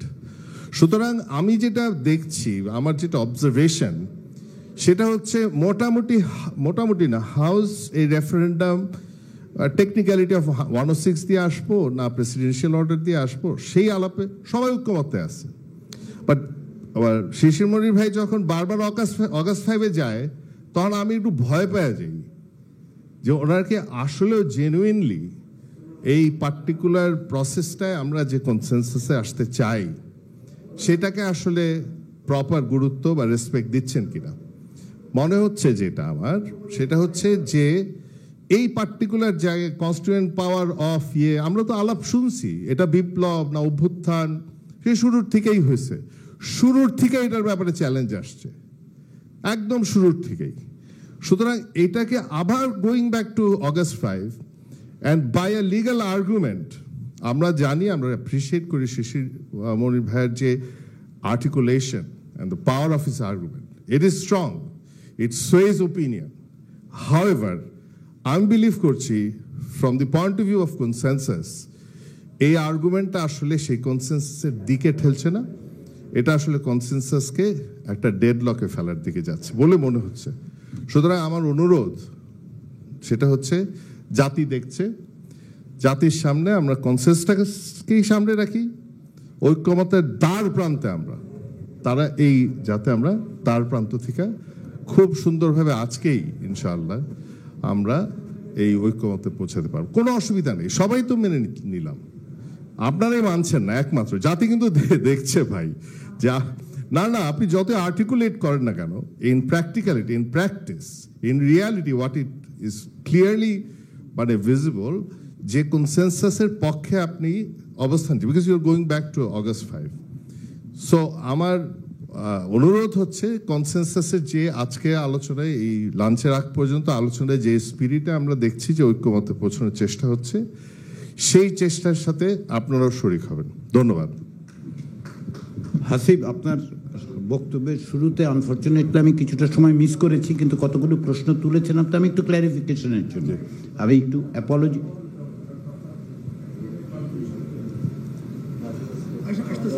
আসবো না না আজাদ ভাই, আমার মনে হয় উনি ওনার বক্তব্য রেখেছেন, আপনারা আপনাদের বক্তব্য। আমার কিছু ক্ল্যারিফিকেশনের জন্য আপনি বুঝতে পারেন। প্রথম হচ্ছে, যে কোনো রকম অ্যানালজি খুব বিপজ্জনক, খুব বিপজ্জনক অ্যানালজি। আপনি অকস্মাৎ একটা এক লাইন হিসেবে নেপালের সাথে তুলনা করেছেন, তো আমি এটা একটু স্ট্রংলি অপোজ করতে চাই। নেপাল এবং বাংলাদেশ সিচুয়েশন কেবলমাত্র রাজপথের লোকজনের এবং মাত্রার দিক থেকে 20টা লোক মারা গেছেন। Every death is important. আচ্ছা, 100-র উপর মারা গেছে, 1400 মানে মারা যায়নি, কিন্তু একটা ডেথও ইম্পর্টেন্ট, আমি সেটা বলছি না। প্রশ্নটা হচ্ছে এই জায়গায় যে নেপালের ক্ষেত্রে আর বাংলাদেশের ক্ষেত্রে বড় একটা পার্থক্য আছে, যেটা আপনারাই এতদিন বলেছেন, সেটা সাডেনলি আপনারা বলে যাচ্ছেন মনে হচ্ছে। একটা পার্সোনালিস্টিক অটোক্রেসি এই দেশের সমস্ত প্রতিষ্ঠানকে সম্পূর্ণ ধ্বংস করে দিয়ে দাঁড়িয়েছিল, তাই তো? নেপালে কিন্তু তা ছিল না।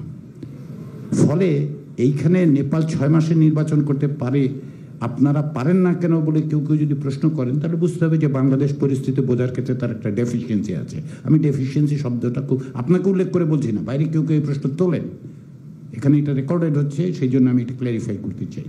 অ্যানালজির এই বিপদটার মধ্যে পড়বেন না। এখানে আমি রেসপন্ড করি, আসলে না না আমি শেষ করি, আপনি শেষ করি। আমি এটা একটু নোটিস রাখার জন্য আমি বললাম যে এটা আসলে আমাদের বিবেচনায় রাখতে হবে যে গণ অভ্যুত্থান হলেই সব গণ অভ্যুত্থান একই রকম তা নয়, তাই তো? শ্রীলঙ্কায় যা ঘটেছে, বাংলাদেশে যা ঘটেছে এবং নেপালে যা ঘটেছে তার মধ্যে পার্থক্য আছে। নেপালে দীর্ঘদিনের ইনস্টেবিলিটি এবং বিভিন্নভাবে দুইটার কনস্টিটিউয়েন্ট অ্যাসেম্বলি, একটা ফেল করা কনস্টিটিউয়েন্ট অ্যাসেম্বলি, এগুলো বিবেচনায় রাখতে হবে আমাদেরকে। এবং একটা ইলেকটেড গভর্নমেন্ট ছিল, এটাও মনে রাখতে হবে। এটা ফ্রডুলেন্ট কোনো গভর্নমেন্ট ছিল না নেপালে, এটা আপনাকে মনে রাখতে হবে। তাদের পলিসি নিয়ে আপনার ডিফারেন্স থাকতে পারে। এখন আপনার অন্য বক্তব্যের ক্ষেত্রে আমি বলি, আমার একটু ক্ল্যারিফিকেশনের জন্য। নাম্বার 1, তাহলে রেফারেন্ডামে যেই কথাটা আপনি বলছেন, যে রেফারেন্ডামের ব্যাপারে আমিও আপনার সঙ্গে একমত যে এক ধরনের কনসেনসাস কিন্তু ইমার্জ করছে, আলোচনার সুবিধা হচ্ছে, কিন্তু ধীরগতিতে আগাচ্ছি, কিন্তু আমরা কিন্তু আগাচ্ছি, পিছিয়ে যাচ্ছি না, আমরা পিছাবো না। যে রেফারেন্ডাম একটা জুলাই সনদের উপর রেফারেন্ডাম করা যেতে পারে, এই ব্যাপারে এক ধরনের ঐকমত্য হচ্ছে। এবং সেই ক্ষেত্রে প্রশ্নটা থাকছে যে আপনি দুটো রেফারেন্ডাম শব্দটা ব্যবহার করেছেন, সেটা কি এখনই দুটো রেফারেন্ডামের কথা বলছেন যেগুলো agreed and not so agreed সেটার কথা বলছেন, নাকি এখন যা হচ্ছে তারপরে আবার যখন কনস্টিটিউশন ইস্যু হবে, অ্যামেন্ডেড হবে বা হোয়াট এভার দ্য সিচুয়েশন তার উপর? ওইটা কিন্তু গিভেন, পরের অংশটা আপনার বলার প্রয়োজন হয় না, আপনি বলতে আমি বোঝাচ্ছি সকলের জন্য। পরের অংশটা একটু আগে সালাউদ্দিন সাহেবের সাথে এই প্রশ্নটাই আমি বলছিলাম।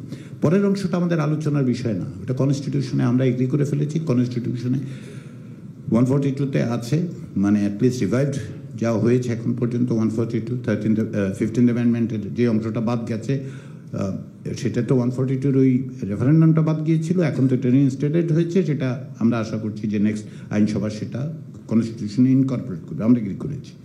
এটা হচ্ছে 1 নম্বর প্রশ্ন। আপনি কি এখন দুটো রেফারেন্ডাম, দুটো বলতে আমি বোঝাচ্ছি যে একই সময়ে দুটো রেফারেন্ডাম, দুটো বিষয়ে রেফারেন্ডাম করার কথা আপনি বলছেন না?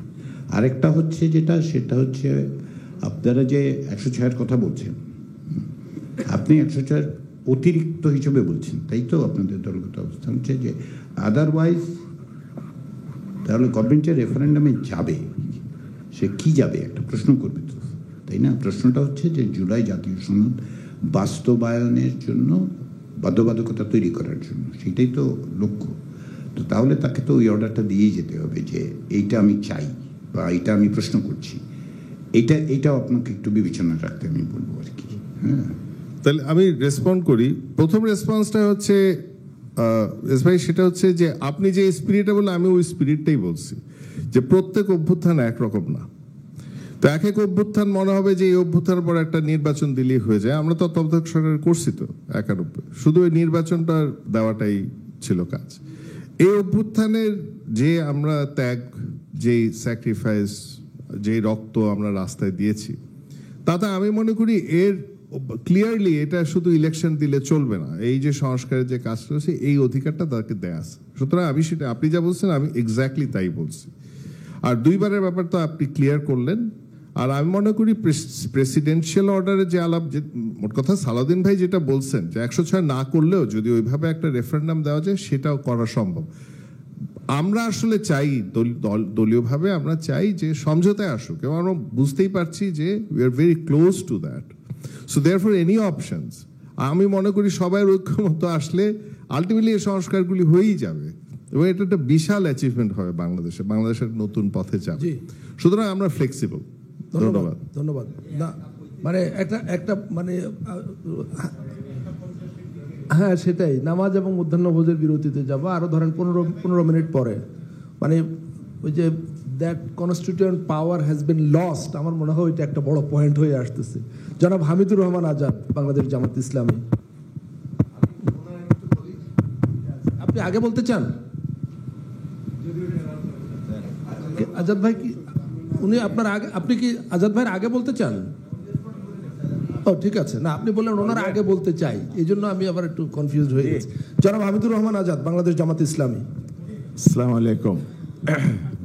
মাননীয় আজকের সভার সভাপতি, কমিশনের সদস্যবৃন্দ, জাতীয় নেতৃবৃন্দ, আমি ঐক্যমত কমিশনকে আন্তরিকভাবে ধন্যবাদ জানাচ্ছি। আজকের এই আয়োজনটা যে পর্যায়ে এসে আপনারা উপস্থাপন করেছেন, মাঝখানে বিরতি দিয়াতে আমাদের কিছু সুবিধা হয়েছে। আপনারাও কাজ করার সুযোগ পেয়েছেন, আমাদেরও চিন্তার সুযোগ হয়েছে, পরস্পরে একটা আলোচনারও সুযোগ হয়েছে। এই প্রেক্ষিতে যেটা দাঁড়িয়েছে, আমার মনে হচ্ছে আজকে গত 17 তারিখে মিটিং থেকে একটু ডেভেলপমেন্ট আছে। সে ডেভেলপমেন্টের বড় জায়গাটা হচ্ছে গণভোটের ব্যাপারে আমাদের ডিফারেন্স অফ অপিনিয়ন আগে ছিল, এখন একটা কনসেনসাসের দিকে আমরা যাচ্ছি। তবে এটার পদ্ধতিটা কি হবে, টাইমলাইন কি হবে, এগুলো নিয়ে আলোচনাটা আজকে বেশি। তো এই জন্য আমি আবারও আপনাদের ধন্যবাদ জানাই, রাজনৈতিক নেতৃবৃন্দকে ধন্যবাদ জানাচ্ছি। কোন প্রেক্ষিতে বিপ্লব বা অভ্যুত্থান হয়েছে সেটা এখানে আসলে সময় নষ্ট করার দরকার নেই, আমরা সকলেই জানি। নেচার কি ছিল সব, আমরা কি মিস করেছি সেটাও আমরা জানি, কোন জায়গায় গেছে আমরা আটকে গেছি আসলে সেটাও আমরা এখন উপলব্ধি করছি। কিন্তু যেখান থেকে বেরোতে হবে আমাদের, পথটা কি? এখানে 3টা ওয়ে নিয়ে আলোচনা হয়েছে। একটা হলো সাংবিধানিক পথ, কনস্টিটিউশনাল প্রসেস। সেকেন্ড হচ্ছে পলিটিক্যাল আন্ডারস্ট্যান্ডিং। থার্ড যেটা হচ্ছে আমাদের এই আলোচনায় আমরা 106 এটাও আজকে না হলো, আগে আলোচনা হয়েছে, প্রস্তাবে আপনাদেরও ছিল অল্টারনেটিভ। তাহলে আমরা কোনটাতে গিয়ে আসলে সমাধানে পৌঁছতে পারবো? আমাদের মত হচ্ছে কনস্টিটিউশন পড়তে গেলে নানা জটিলতা দেখা যাচ্ছে এবং সমাধানে পৌঁছাটা খুব দুরূহ হয়ে যাচ্ছে। এর কারণ ব্যাখ্যা করতে গেলে যেটা আসে, কনস্টিটিউশনে অনেকগুলো অনুচ্ছেদ ফাংশনেবল এখন নাই। আবার যদি আমরা সরকার গঠন প্রক্রিয়া থেকে পরবর্তী অ্যাক্টিভিটিসগুলো যদি দিই সরকারের, সে জায়গাতেও কিন্তু সব ক্ষেত্রে কনস্টিটিউশনাল প্রসেসকে অনুসরণ করা ডিফিকাল্ট হয়ে যাচ্ছে। আর বিশেষ করে ঐক্যমত্য কমিশনের যে বিষয়গুলো, এখানে অনেক কনস্টিটিউশনাল ম্যাটার আছে, যে ম্যাটারগুলো অ্যামেন্ডমেন্ট করা, ঐক্যমত্য কমিশনের যে নোট অফ ডিসিশন সহ 84টা বিষয় আছে, এখানে অনেক সাংবিধানিক বিষয় আছে। তাহলে এখানেও আমরা সমাধান করা কঠিন হয়ে যাচ্ছে। কনস্টিটিউশন প্রসেসটা আসলে যেভাবে আছে এক্সিস্টিং কনস্টিটিউশন, সে পথে সুস্পষ্টভাবে রাস্তা খোলা যাচ্ছে না। কেউ মত দিচ্ছি, ব্যাখ্যা দিচ্ছি নিজের মতামত অথবা দলীয় অবস্থানের জায়গা থেকে, কিন্তু সে ব্যাখ্যা আবার পাল্টা ব্যাখ্যা আসতেছে। তো পাল্টা ব্যাখ্যা এসে যেটা থাকবে, পাল্টা ব্যাখ্যা দলীয় স্ট্যান্ড থেকে তো ব্যাখ্যা দিবেই, কিন্তু সেখানে আমরা যদি কনফিউশন তৈরি করে ফেলি তাহলে এটা ভুল বোঝাবুঝির যেটা জন্ম দেবে, সেটা না হওয়াই ভালো। সেকেন্ড হচ্ছে, কোর্টে যদি আমরা যাই 106-এর মাধ্যমে, অ্যাডভোকেট শিশুমণি যেটা ব্যাখ্যা দিয়েছে এটা রিপিট করতে চাই না, এখানে অনেকগুলো ডিফিকাল্টিস তৈরি হবে। সবচেয়ে বড় যে জিনিসটা আমরা আগে আলোচনা করেছি, বিভিন্ন সময়েও দীর্ঘদিন ধরে আলোচনা হচ্ছে রাজনীতিতে, যে আদালতকে রাজনীতি টেনে আনা, এটা অ্যাবসলিউটলি একটা পলিটিক্যাল ম্যাটার হয়ে গেছে জাতীয় ঐক্যমত্য কমিটির। কেমন জাতির স্বার্থে হয়েছে, এখানে যারা আছে আমরা পলিটিক্যাল পার্টির প্রতিনিধি, তাহলে এখানে ঐক্যমত হওয়া মানে রাজনৈতিক দলগুলোর মধ্যে ঐক্যমত হওয়া, সেই ভিত্তিতে এগিয়ে যাওয়া। তাইলে আমাদের কোর্টে গেলে যেটা হবে, যে ব্যাখ্যাটা একটু আগে আসছে, কোর্টের আসলে একটা হলো এই জায়গায় রাজনীতির জায়গায় টেনে আনলে, আমি গত মিটিংয়েও বলেছি 17 তারিখ, এখানে ক্ল্যাশ অফ ইন্টারেস্ট যেটা তৈরি হয়, আমাদের এই জায়গাটা কিন্তু স্পর্শকাতর। আমাদের অভিজ্ঞতা সেটা বলে, আমাদের ইতিহাসও সেটা বলে, কাকে আমি অনুকম্পা দিয়ে পার্সোনালি বেনিফিটটা নেব, কোর্টে গেলে কিন্তু এটা রাষ্ট্র ক্ষতিগ্রস্ত হবে। রাষ্ট্র যেহেতু এখানে ক্ষতিগ্রস্ত হয়ে যাচ্ছে, তাহলে ঐক্যমত্য কমিশন কি রাষ্ট্র এবং জাতিকে ক্ষতিগ্রস্ত করে এমন একটা জিনিস জাতির উপর চাপিয়ে দিতে চায়? আমরা কেউ এটার উপর একমত হব না। ব্যাড প্রেসিডেন্ট তৈরি হলে ফিউচারের জন্য কিন্তু জটিলতা আরও বাড়াবে। কোর্টকে যদি আমরা আপাতত একটা স্টেপ পার হওয়ার জন্য পার্মানেন্ট একটা জটিলতা ফেলে দিই, তাহলে কোর্ট থেকে পরবর্তী সময়ে যদি চ্যালেঞ্জে যায়, তো কোর্টটা আগেই একটা রায় দিয়ে দিয়েছে, তার বিরুদ্ধে আবার কোর্ট কীভাবে করবে? তো এই জটিলতাগুলো আবার ভবিষ্যতের সুদূর প্রসারী কনস্টিটিউশনাল ক্রাইসিস তৈরি করবে। দেশের মধ্যে একটা এই পথ ধরে অরাজকতার পথ উন্মুক্ত করে দিতে পারে, কোনো সলিউশনের জায়গা পাওয়া যাবে না, এমন জটিল পরিস্থিতি রাষ্ট্রকে নিয়ে যেতে পারে। তা আমার মনে হয় এই পথগুলো খুবই জটিল। সহজ পথ যেটা আমি মনে করি, যেহেতু আমরা রাজনৈতিক দলগুলো এখানে বসেছি, আলাপ আলোচনা হচ্ছে, অনেক দূর এগিয়েছি, আমরা খুব কাছাকাছি আসছি বলেও আমার ধারণা। দ্যাট মিনস একটা কনসেনসাস ডেভেলপ করেছে আমাদের মধ্যে, যে পলিটিক্যাল সমঝোতা আমি কত পলিটিক্যালি একটা সলভ হোক আলোচনার ভিত্তিতে। সে ভিত্তিটা হচ্ছে আমরা গণভোটে যেতে চাই। আমরা যেহেতু সব বিষয়ে একমত হতে পারছি না, তাহলে আমরা জনগণের কাছে দিয়ে দিই, জনগণ যেটা ডিসাইড করবে সে আর আমরা মেনে নেব। আমি ওই দিন মানে সিওর যেদিন ডিসাইড করেছেন দলের স্ট্যান্ড থেকে আমি ক্লিয়ার কি বলেছি, আমাদের সুস্পষ্ট অভিমত হচ্ছে জনগণ যে রায়টা দেবে আমরা সেটা মেনে নেব, সেটা আমাদের পক্ষে যাক বিপক্ষে যাক। কেন মেনে নেব? দল এখানে বড় নয়, দেশ এবং জাতীয় স্বার্থ বড়, এই জায়গায় আমরা অবশ্যই মেনে নেব। তা আমরা সবাই মিলে যেহেতু এক জায়গায় আসতে পারছি না সর্বসম্মতভাবে, তাহলে আমরা জনগণের কাছে দিলে, তাহলে আমরা যে উইল অফ দ্য পিপল যে বলি, এটা বলার মধ্যে না থেকে এটা একটা প্রায়োগিক অবস্থা তৈরি হবে। এটা হিস্ট্রিক্যাল ঘটনা রচনা করবে, যেটা আমরা ট্রেন মিস করেছি তাৎক্ষণিকভাবে অভ্যুত্থানের পরপর যেটা আমরা করি নাই, এখানে একটা ভালো প্রসেস ওয়ে বের হয়েছে, এই জায়গায় আমরা চলে যেতে পারি। এখানেও আবার একটা দুটো জিনিস আসতেছে, তাহলে আপনি জনগণের কাছে কীভাবে যাবেন? গণভোটটা গভর্নমেন্ট ইলেকশন কমিশনকেই তো বলতে হবে, তো ইলেকশন কমিশনই তো আয়োজন করবে, এর বাইরে তার সিস্টেম নাই। তো ইলেকশন কমিশনকে গভর্নমেন্টকে বলতে হবে, সরকারকে।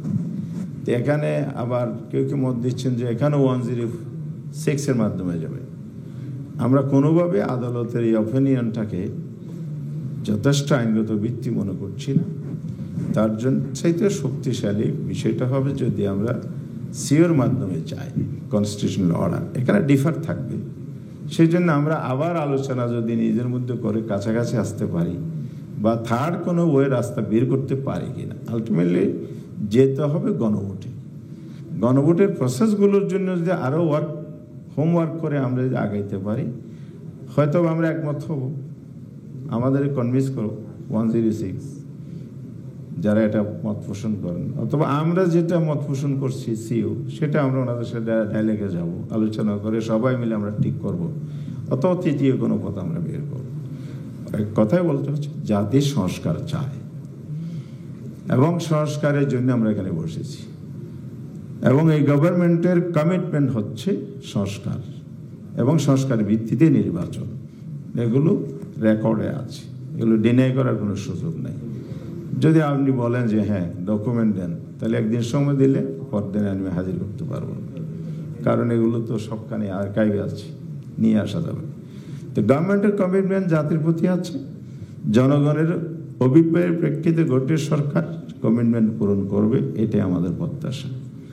আর এখানে যেহেতু জনগণ চাচ্ছে, তাহলে সংস্কারের পক্ষে আমাদের অবস্থান সবসময় ছিল, এখনো আছে। আমরা এই ব্যাপারে আন্তরিক, দেশের সাথে জাতির সাথে আমরা সর্বোচ্চ এখানে ছাড় দেওয়ার জন্য প্রস্তুত আছি। মাঝে মধ্যে আমার হোসেন ভাই রসিকতা করেন কিনা জানি না, আমি একটু বলে ফেলছি, কিছু মনে করেন না। তো এভাবে আমরা না বলে আমরা আগাইতে পারি, সবাই মিলে কী হবে, আমরা ওই ডেস্টিনেশন যেটা এখন আপাতত একটা কনসাসনেস তৈরি হয়েছে গণভোটের জায়গা, এটা কীভাবে আমরা ইফেক্টিভলি বাস্তবায়ন করতে পারি, আমরা সেদিকে গেলেই ভালো। সালাউদ্দিনের বক্তব্যে ওই যে একটা আরপির ব্যবহারের কথা বলছে, আমি একমত। এখানে আরেকটা পয়েন্ট আসে, আরপির অ্যামেন্ডমেন্টও এখানে লাগবে। যদি আমরা এই সংস্কার সনদের ভিত্তিতে ইলেকশন করার জন্য ইলেকশন কমিশনকে বলতে হয় আরপিএর জায়গায় যেতে হবে। অলরেডি 46 অ্যামেন্ডমেন্ট, 46 অনুচ্ছেদের অ্যামেন্ডমেন্ট আরপিও আইন মন্ত্রণালয়ে ওনারা পাঠিয়েছেন ইসির পক্ষ থেকে। তাহলে এটা আপনার আরপিও সংশোধনের যে প্রক্রিয়া, এটা সুমাস ইজি, এটা একটা কনস্টিটিউশনাল অ্যামেন্ডমেন্টের মধ্যে জটিল না। তো সেইখানে গভর্নমেন্ট আর ইসির যে প্রস্তাবের ভিত্তিতে অন্যান্য অনুচ্ছেদগুলো অ্যামেন্ড করবে, তার সাথে কিন্তু এটা ইনক্লুড করলে এটি ইজিলি হয়ে যায় আর কি, এখানে আর কোনো জটিলতা থাকছে না। তা আমরা যত সহজ পথে আগাইতে পারি এটা বেটার, এবং safety for future any challenge আমরা ফেস করতে পারবো। সেই জন্য জুলাই সনদের একটা আইনগত ভিত্তির উপরেই গণভোটটা হওয়া উচিত, যে জনগণ এটা অনুমোদন করে কি না, বাস্তবায়ন হবে কিনা এটা না, বাস্তবায়ন প্রক্রিয়া ওই সনদের ভিতরেই বর্ণনা থাকবে, প্রক্রিয়াটা সনদের ভিতরেই থাকবে। জনগণ এই সনদটাকে অনুমোদন করে কিনা, জনগণ সমর্থন করে কিনা। তাহলে যদি রেফারেন্ডামটা এটার হয়ে যায়, জুলাই সনদের আইনি ভিত্তি হবে এবং সাথে শক্তিশালী ভিত্তি। সেটার ভিতরে নেক্সট ইলেকশন, পরের পার্লামেন্ট আসবে, পার্লামেন্ট এটা টোটাল মেজরিটি যদি নাও হয় কোনো দলের, সবাই মিলে আমরা পাস করবো, এই কমিটমেন্ট এখানে থাকবে। যেমনটি 91 হয়েছিল, 91-এর কিন্তু টোটাল মেজরিটি না, সরকার গঠনের মেজরিটিও কেউ পায়নি। আমরা সমর্থন দিয়েই কিন্তু সমর্থন দিয়ে জাতীয় স্বার্থে আমরা সরকার গঠনের সুযোগ করে দিয়েছিলাম। আবার টোটাল মেজরিটি আমরা সহ মিলেও কিন্তু হয়নি, সেখানে আরও অন্যান্য দলেরও সমর্থন লেগেছে অ্যামেন্ডমেন্ট করার জন্য। কেন? ওই যে একটা রূপরেখার উপর সবাই একমত হয়েছিল, এই কনসাসনেসটাকে পার্লামেন্ট কিন্তু মেনে নিতে বাধ্য হয়েছিল কমিটমেন্টের জায়গা থেকে। একইভাবে যদি আমরা গণভোটে তখন যেভাবে গিয়েছিল তখন আবার যাব কিনা, একটা গণভোট আগে হয়ে গেলে আবার সেকেন্ড টাইম হবে কিনা, এগুলো ডিবেট আছে, প্রয়োজন নাও হইতে পারে, এখানে এক্সপার্ট ওপিনিয়ন আসতে পারে। আমাদের পরের বিষয়টা আমরা এখানে আলোচনার জরুরি না, আগে গণভোটটা হয়ে যাক, তারপরে আমরা পার্লামেন্টে গিয়ে সবাই মিলে এটা পার করে দিলে এটা আর কোনো ধরনের চ্যালেঞ্জের মোকাবেলার সম্ভাবনা নেই। মাননীয় সভাপতি, আমি ধন্যবাদ জানাচ্ছি সবাইকে আমার বক্তব্য শোনার জন্য, এবং জাতির কাছে আমরা যেন আশ্বস্ত করতে পারি আমরা সবাই মিলে এগিয়ে যেতে চাই। ধন্যবাদ। ধন্যবাদ জনাব হামিদুর রহমান আজাদ। না, আমি একটু বলি, এখন তো 1:50 বাজে, আমাদের মধ্যাহ্ন বিরতি নামাজ এবং খাবারের জন্য, কিন্তু আমি সাইফুল ভাই, সাকি ভাই, আফেন্দি ভাই, বাবু, অনেকের নাম আছে আমার কাছে, আমি একটু অনুরোধ করি যে আমরা একজনের বক্তব্য শুনবো। অনেকক্ষণ ধরে জনাব জাভেদ রাসিন তিনি কথা বলতে চাইছেন, সুযোগ দিতে পারি নাই, তার কথা শুনে আমরা বিরতিতে যাব, বিরতির পরে সাইফুল ভাই, সাকিব ভাই, বাবলু ভাই আপনাদের কাছে আসবো। হ্যাঁ, আসসালামু আলাইকুম আমরা সবাইকে। বিরতি বাদ দেবো কিনা সেটা বলেন। জি, জনাব Javed Rachin, national citizen party. আসসালামু আলাইকুম সবাইকে। আমরা দীর্ঘ আলোচনার একটা পর্যায়ে এখন বাস্তবায়ন পদ্ধতি নিয়ে কথা বলছি। আবারও আলোচনা যেই জায়গায় গিয়েছে আমার মনে হচ্ছে আমরা আবার প্রথম থেকে আলোচনা আমরা শুরু করছি। 1 মিনিট, সাকি আপনার কি কোনো আপত্তি আছে?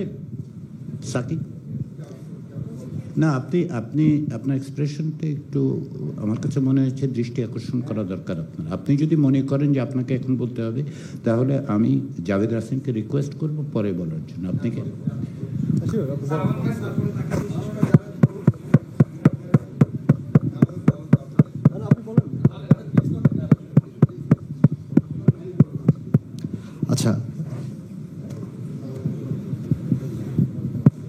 আচ্ছা ভাই, আমরা একটু শুনি। হ্যাঁ, সেটা হচ্ছে আমরা বুঝে হোক না বুঝে হোক আমরা এই জুলাই সনদটাকে এমন একটা জায়গায় নিয়ে এসেছি, সেটা কিন্তু আর শুধুমাত্র সংবিধান সংশোধনের জায়গায় নাই। এটা আপনারা স্বীকার করেন আর নাই করেন, এটা সংবিধান সংস্কারের দিকে চলে গেছে। এখন এটা সংবিধান সংশোধন হইলে সেটা পরবর্তী সংসদ বলেন বা যে বলেন, একটা সংসদ তার 2/3 সংখ্যাগরিষ্ঠতা থাকলে সেটা করে ফেলতে পারে। কিন্তু আমরা এই জুলাই সনদে এমন এমন সব বিষয় নিয়ে এসেছি যেটা আসলে শুধুমাত্র সংশোধন করে কিংবা অ্যামেন্ডমেন্ট বিল আকারে এনে এটা টেকসই করা সম্ভব না। তো সেই ক্ষেত্রে আমরা আমাদের দলের যে প্রস্তাব, সেটা তো বারবার বলে আসছি যে সবচেয়ে টেকসই পদ্ধতি হচ্ছে গণপরিষদ, এটার চাইতে ভালো কোনো পদ্ধতি নেই। কিন্তু গণপরিষদ নিয়ে যেহেতু নাম নিয়ে অনেকেরই এখানে আসলে আছে, আপনার কনসার্ন আছে, তো আমরা সেই জায়গাটাও অ্যাড্রেস করেছি। আমরা যেহেতু এখানে সিওর প্রস্তাব এসেছে, যেহেতু গণভোটের প্রস্তাব এসেছে, আবার গণপরিষদ কিংবা সংস্কার সভার একটা প্রস্তাব আছে, অনেকগুলো প্রস্তাব, এখন এগুলোকে একটা সরল রাস্তায় আমরা নিয়ে যেতে পারি কি না সেটা নিয়েই আমরা ভাবছিলাম এবং কথা বলেছিলাম। তো সেই জায়গাটায় আমরা এমন কোনো রাস্তায় যেতে পারি কি না, সেটা হচ্ছে সিও বলেন বা এলএফও বলেন বা যেটাই আপনারা, সেটা নামটা আমি কমিশনকেই বলবো নামটা ঠিক করতে, সিও বলেন বা এলএফও, অন্য কোনো নামও হইতে পারে, সেটা দিয়ে যে পরবর্তী যে সংসদটা হবে, সংসদ না এটা পরবর্তী যে নির্বাচিত সভা হবে জনপ্রতিনিধিদের দ্বারা, সেই সভার ডুয়েল রোল থাকবে। একটা রোল হবে সে সরকার গঠন করবে, সে সরকার পরিচালনা করবে, এবং একই সাথে এই যে জুলাই সনদটা হচ্ছে, এই জুলাই সনদ সে সংবিধানে ইনকর্পোরেট করবে। তার আগে আরেকটা রাস্তা দিয়ে যেতে হবে, সেটা হচ্ছে গণভোট। গণভোটের মধ্যে দিয়ে এই যে জুলাই সনদটা হলো, সেই জুলাই সনদটাকে জনগণ দ্বারা অ্যাপ্রুভ করায় নিতে হবে। পিপলস উইলের কথা এখানে আসছে বারবার। পিপলস উইল খুব মজার একটা ব্যাপার। পিপলস উইল কিন্তু যে কোনো সময় চেঞ্জ হতে পারে। তো পিপলস উইল যে আসলেই যে এই জুলাই সনদের উপরে আছে সেটা কনফার্ম করার জন্য গণভোটটাকে যেতে হবে, এবং গণভোটের পরে গণভোট এবং যে সংসদ নির্বাচন হবে সেই নির্বাচনের মাধ্যমে যে নির্বাচিত সভা হবে যেটা, সেই সভা এই মানে যেই জুলাই সনদটাকে সংবিধানে ইনকর্পোরেট করবে এবং সেই এখতিয়ারটা জনগণই তাকে দেবে, এবং এর মাধ্যমে যে সংবিধান সংশোধন কিংবা সংস্কারের যে পরবর্তীতে চ্যালেঞ্জের মুখে পড়বে সেটা আর পড়ার সম্ভাবনা খুবই ক্ষীণ হয়ে যাবে। এই রাস্তা দিয়ে যদি আমরা যেতে পারি, আমার মনে হয় যে এটাতে রাজনৈতিক দল বাকি যারা আছেন তারাও একমত হবেন। তো আমি আবার একটু সবার জ্ঞাতার্থে একটু বলছি যে প্রথমেই আপনাকে এই সরকারকে একটা সিদ্ধান্ত নিতে হবে, সে সিও হোক, এলএফও হোক, অন্য যে কোনো নামেই হোক, তাকে একটা ঘোষণা দিতে হবে যে পরবর্তী যে সংসদ নির্বাচনটা হবে সেই সংসদ নির্বাচনের মাধ্যমে যে নির্বাচিত প্রতিনিধিরা থাকবেন তাদের অবশ্যই ডুয়েল রোল, মানে তাদের যে সংবিধান সংস্কার করার, সংবিধান সংশোধন না কিন্তু সংবিধান সংস্কার করার এখতিয়ার থাকবে। এই ঘোষণাটা সরকারকে আগেই দিতে হবে, ইলেকশনের আগে। এবং সেই ইলেকশনের দিন একই সাথে গণভোটটা থাকবে, যে গণভোটটার মাধ্যমে এই জুলাই সনদটা জনগণ দ্বারা অ্যাপ্রুভ হয়ে আসতে হবে।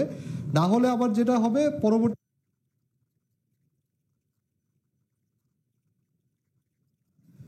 সেইটাকে আপনার একটা চেক অ্যান্ড ব্যালেন্সের মধ্যে রাখার জন্য এই জুলাই সনদটাকে জনগণ দ্বারা অ্যাপ্রুভ করায় নিয়ে যেতে হবে। জুলাই সনদ জনগণ দ্বারা অ্যাপ্রুভড হবে গণভোটের মাধ্যমে, এবং এই একই দিনে যে নির্বাচনটা হবে সেই নির্বাচনে যে নতুন প্রতিনিধিদের যারা যে সভা হবে সেই সভা এই জুলাই সনদটাকে সংবিধানে ইনকর্পোরেট করার মাধ্যমে সংবিধানটা সংস্কার হবে, এবং এর মাধ্যমে আমরা যে কথা বলছি নতুন সংবিধানের কথা, সেই নতুন সংবিধানটা হবে বলে আমরা বিশ্বাস করি। ধন্যবাদ। ধন্যবাদ জনাব জাভেদ রাসিন। সাকি ভাই আপনার লাইনে আসছে, আপনাকে দিয়ে বিরতির আগে শেষ করি। জনাব জুনায়েদ সাকি, গণসংহতি আন্দোলন, সংবিধান সংস্কার সবার কথা বলেছে। জনাব জুনায়েদ সাকি, মাইক্রোফোন দিয়ে।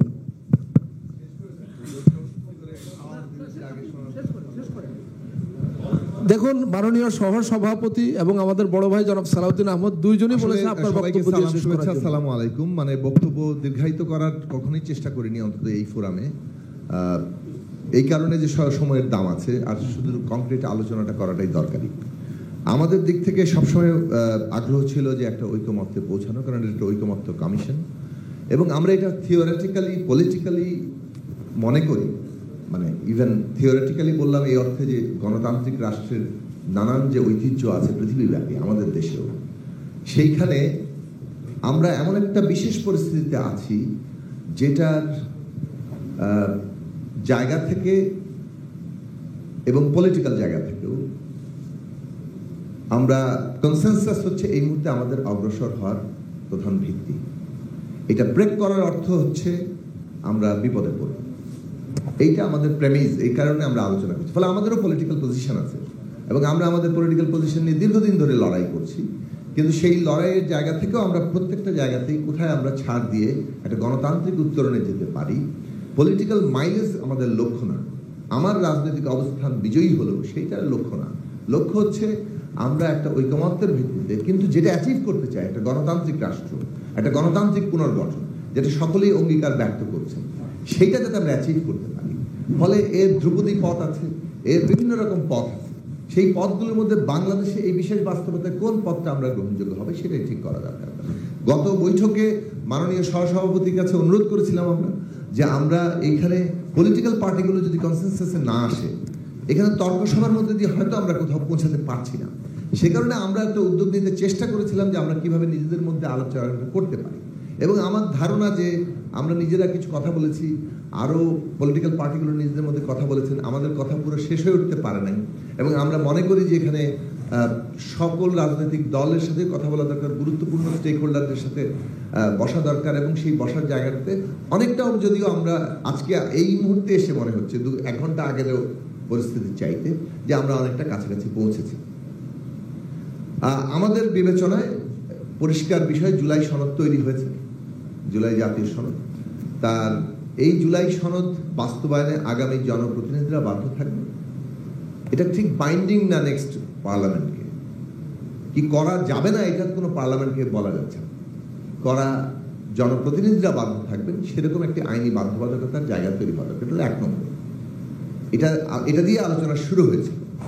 2 নম্বর জায়গা হচ্ছে যে এই জুলাই জাতীয় সনদ একটা গণভোটের মধ্য দিয়ে এর পক্ষে যে জনগণের অবস্থান এবং এর যে মানে পিপলস ভার্ডিক্ট যাকে বলে, এর যে উইল অফ দি পিপল, সেটা প্রতিষ্ঠিত করা দরকার। আমাদের বিবেচনায় আমরা যতটুকু আলোচনা এগিয়েছি তাতে কনকারেন্ট, মানে জাতীয় নির্বাচনের দিনে একই দিনে এই গণভোট হলে এটার তুলনামূলক গ্রহণযোগ্যতাটা বেশি। ফলে একই দিনে এই জুলাই জাতীয় সনদের পক্ষে হ্যাঁ না ভোট এবং একই দিনে জাতীয় নির্বাচন, এইটা এখানে মানে যদি হয় তাহলে এইখানে সমাধানের একটা জায়গা তৈরি হয়। তৃতীয় বিষয়, যে অনেকেই প্রশ্ন তুলতে পারেন যে জুলাই জাতীয় সনদের পক্ষে হ্যাঁ না, যেটা একটু আগে হামিদুর রহমান আজাদ ভাই বললেন, যে ওইটার ভেতরেই কিন্তু সলিউশন আছে। ঐকমত্য অংশ, নোট অফ ডিসেন্ট অংশ, কোনটা কিভাবে বাস্তবায়ন হবে তার একটা সলিউশন কিন্তু জুলাই সনদের মধ্যেই থাকতে হবে, যেটা এই ঐকমত্য কমিশনের প্রথম আর্টিকেল 70 আলোচনার দিনই ঠিক হয়ে গেছিল, যে এইটা জনপ্রতিনিধিরা যারা জনগণ যাদেরকে সংখ্যাগরিষ্ঠতা দিবে, নোট অফ ডিসেন্টের মীমাংসা সেই অনুযায়ী হবে। এইভাবেই সেখানে কিন্তু প্রথম দিন গৃহীত হয়েছিল। কাজেই এইটার ভিতরে থাকা দরকার যে কেউ যদি সংখ্যাগরিষ্ঠতা না পায় তখন কি হবে নোট অফ ডিসেন্ট, তখন পার্লামেন্টের এই আলোচনার ভিতর দিয়ে যেখানে আপোষ হবে, কম্প্রোমাইজ হবে, সেখানে যে সেটা সেভাবে বাস্তবায়ন হবে। ফলে ঐকমত্য অংশ এবং নোট অফ ডিসেন্ট অংশ আলাদা করা দরকার। পলিটিক্যাল পার্টিগুলোর উদ্যোগ নেওয়া দরকার কত বেশি নোট অফ ডিসেন্ট কমিয়ে আনা যায়, এবং সেটা যদি এখনো পর্যন্ত এই একদম জুলাই আপনার বাস্তবায়ন পদ্ধতি সহ ডিক্লারেশনের আগে যদি আমাদের ঐকমত্য হয় যে হ্যাঁ আপার পার্লামেন্ট নিয়ে কি বলে আপার হাউস নিয়ে আমাদের যে তর্ক, কিংবা কেয়ারটেকার গভর্নমেন্ট নিয়ে আমাদের যে তর্ক, কোথাও কোথাও যে নোট অফ ডিসেন্ট আছে সেটা আমরা আসলে কোনো সলিউশনে যেতে পারি না যেতে পারলে তার কিছু জবরদস্তি এখানে সম্ভব না। ফলে এই জায়গাতে আমার মনে হয় যে ওইটাও একটা চেষ্টার অংশ হতে পারে। কিন্তু এই মাঝখানে এই জায়গাটা যে একই দিনে জাতীয় নির্বাচন এবং গণভোট, এবং গণভোটের মধ্যে দুটো অংশ আছে, একটা ঐকমত্য অংশ যেটা হয়ে গেল, আর নোট অফ ডিসেন্ট পার্লামেন্টে ডিসাইডেড হবে। থার্ড থিং, যা কিছু পার্লামেন্টে গ্রহণযোগ্য হবে সেটা টেকসই হবে কিনা, যেটা একটু আগে জাভেদ রাসিন বললেন, ওইটা টেকসই হওয়ার ব্যবস্থাটা কি, সেটা অ্যামেন্ডমেন্ট হলে যে টেকসই হবে না এই কথা বহুবার আপনাদের এখানে উপস্থাপন আমরা করার চেষ্টা করেছি। এখন গণপরিষদ করলে তার যে এখতিয়ার হয়, গণপরিষদ নির্বাচিত এখতিয়ার পূর্ববর্তী যে কোনো কিছু বাতিল করে দিতে পারে। কারণ এই কারণে আমরা একটা লিমিটেড জায়গা করতে চাইছি, যে এই ফোরাম, সেটা নাম কি দিবেন সেটা ভিন্ন, আগামী পার্লামেন্টকে এই এখতিয়ার দিবে যে তারা জুলাই সনদ বাস্তবায়নের এখতিয়ার রাখে, এই মৌলিক সংস্কারের এখতিয়ার রাখে, তার একটা সময়সীমা ঠিক হওয়া দরকার, এবং সেইটা এই গভর্নমেন্ট অর্ডার করবে। আগামী পার্লামেন্টে সেই নামকরণও সে কারণে ঠিক হওয়া দরকার। সে বিষয়ে আপনাদের সাথেও একটু আলাপ আলোচনা আপনারা করেছেন, যে 12th পার্লামেন্ট আর 14th পার্লামেন্টের চাইতে 13th পার্লামেন্ট যে একটা বিশেষ পার্লামেন্ট, এই পার্লামেন্ট যে একটা এই ধরনের একটা সংবিধানকে মৌলিকভাবে পরিবর্তন করলো, সেইটার যদি বিশেষায়িত না হয় তাহলে এটা গুরুত্ব মানে ওই গুরুত্ব থাকবে না জনগণের অধিকারের জায়গা থেকে, জনগণের ক্ষমতার জায়গা থেকে। তো সুতরাং সেই নামটাও করা দরকার। এবং এই তিনটা জিনিসই আমাদের বিবেচনা, এটা ব্যক্তিগতভাবে মানে ধরুন আমাদের দল আমরা এটা মনে করি যে এই যে গভর্নমেন্ট যেটা জনগণের উইলের উপরে গড়ে উঠেছে, আবার একই সাথে সে একটা কনস্টিটিউশনাল কন্টিনিউটিরও একটা চেষ্টা করেছে, সে এই অধীনে শপথও নিয়েছে, এই ডুয়ালিটি তার আছে, সে এই অর্ডার দিতে পারে। এই অর্ডার ভবিষ্যতে কোন কোর্টে চ্যালেঞ্জ হওয়ার আগেই পার্লামেন্ট হচ্ছে, এবং পার্লামেন্ট সেটা র্যাটিফাই করলে এসব কোর্টের আলোচনাটা আর এখানে আসছেই না। ফলে কোর্ট পরবর্তীকালে অনেক কিছুই বদলে দিতে পারে, সেটা তো করতেই পারে। পলিটিক্যাল গভর্নমেন্ট পলিটিক্স যদি বদলে যায়, উইল যদি বদলে যায়, নতুন কেউ এসে হাজির হয়, সমস্ত বিপ্লবও সে ফেলে দিতে পারে। সুতরাং ওই আলোচনাটাতে আমরা না ঢুকি। আর এই জায়গা থেকে আমার মনে হয় যে আমরা মানে যাকে বলে যে একাডেমিক তর্কের মধ্যে যেতে পারি যে কনস্টিটিউয়েন্ট পাওয়ার আসলে কিভাবে এক্সিকিউটেড হয়। আমরা এটুকু মানি যে ডিফ্যাক্টো কনস্টিটিউয়েন্ট পাওয়ার ডিফ্যাক্টো সবসময় পিপলের কাছে। People is the only de facto constituent power. পিপলের পাওয়ার বিভিন্ন জায়গায় মানে কি বলে যেতে পারে, যখন জনগণ প্রতিনিধিদের মাধ্যমে দেয়, জনগণ কনস্টিটিউশনকে অনুমোদন করে, সেই কনস্টিটিউশনের মাধ্যমে বিভিন্ন জন ক্ষমতায়িত হয়, জনগণের ক্ষমতায় বিভিন্ন জায়গায় ক্ষমতায়িত হয়। এটাই একমাত্র গণতান্ত্রিক ব্যবস্থার মানে শর্ত। সেই জায়গা থেকে আমরা এখানে যে যতটুকু এসছি, এখানে 8ই আগস্ট যে পদ্ধতিতে আপনারা গ্রহণ করেছেন, ভুল সঠিক সেটা তো যার যার পলিটিক্যাল অবস্থান অনুযায়ী ঠিক হবে। সেই পদ্ধতিকে এখন যদি আমরা কোনোভাবে ওভাররাইড করতে যাই, তাহলে যে রাজনৈতিক জটিলতা তৈরি হয় সেটা আমাদের কাছে সংকট হিসেবে আবির্ভূত হয়।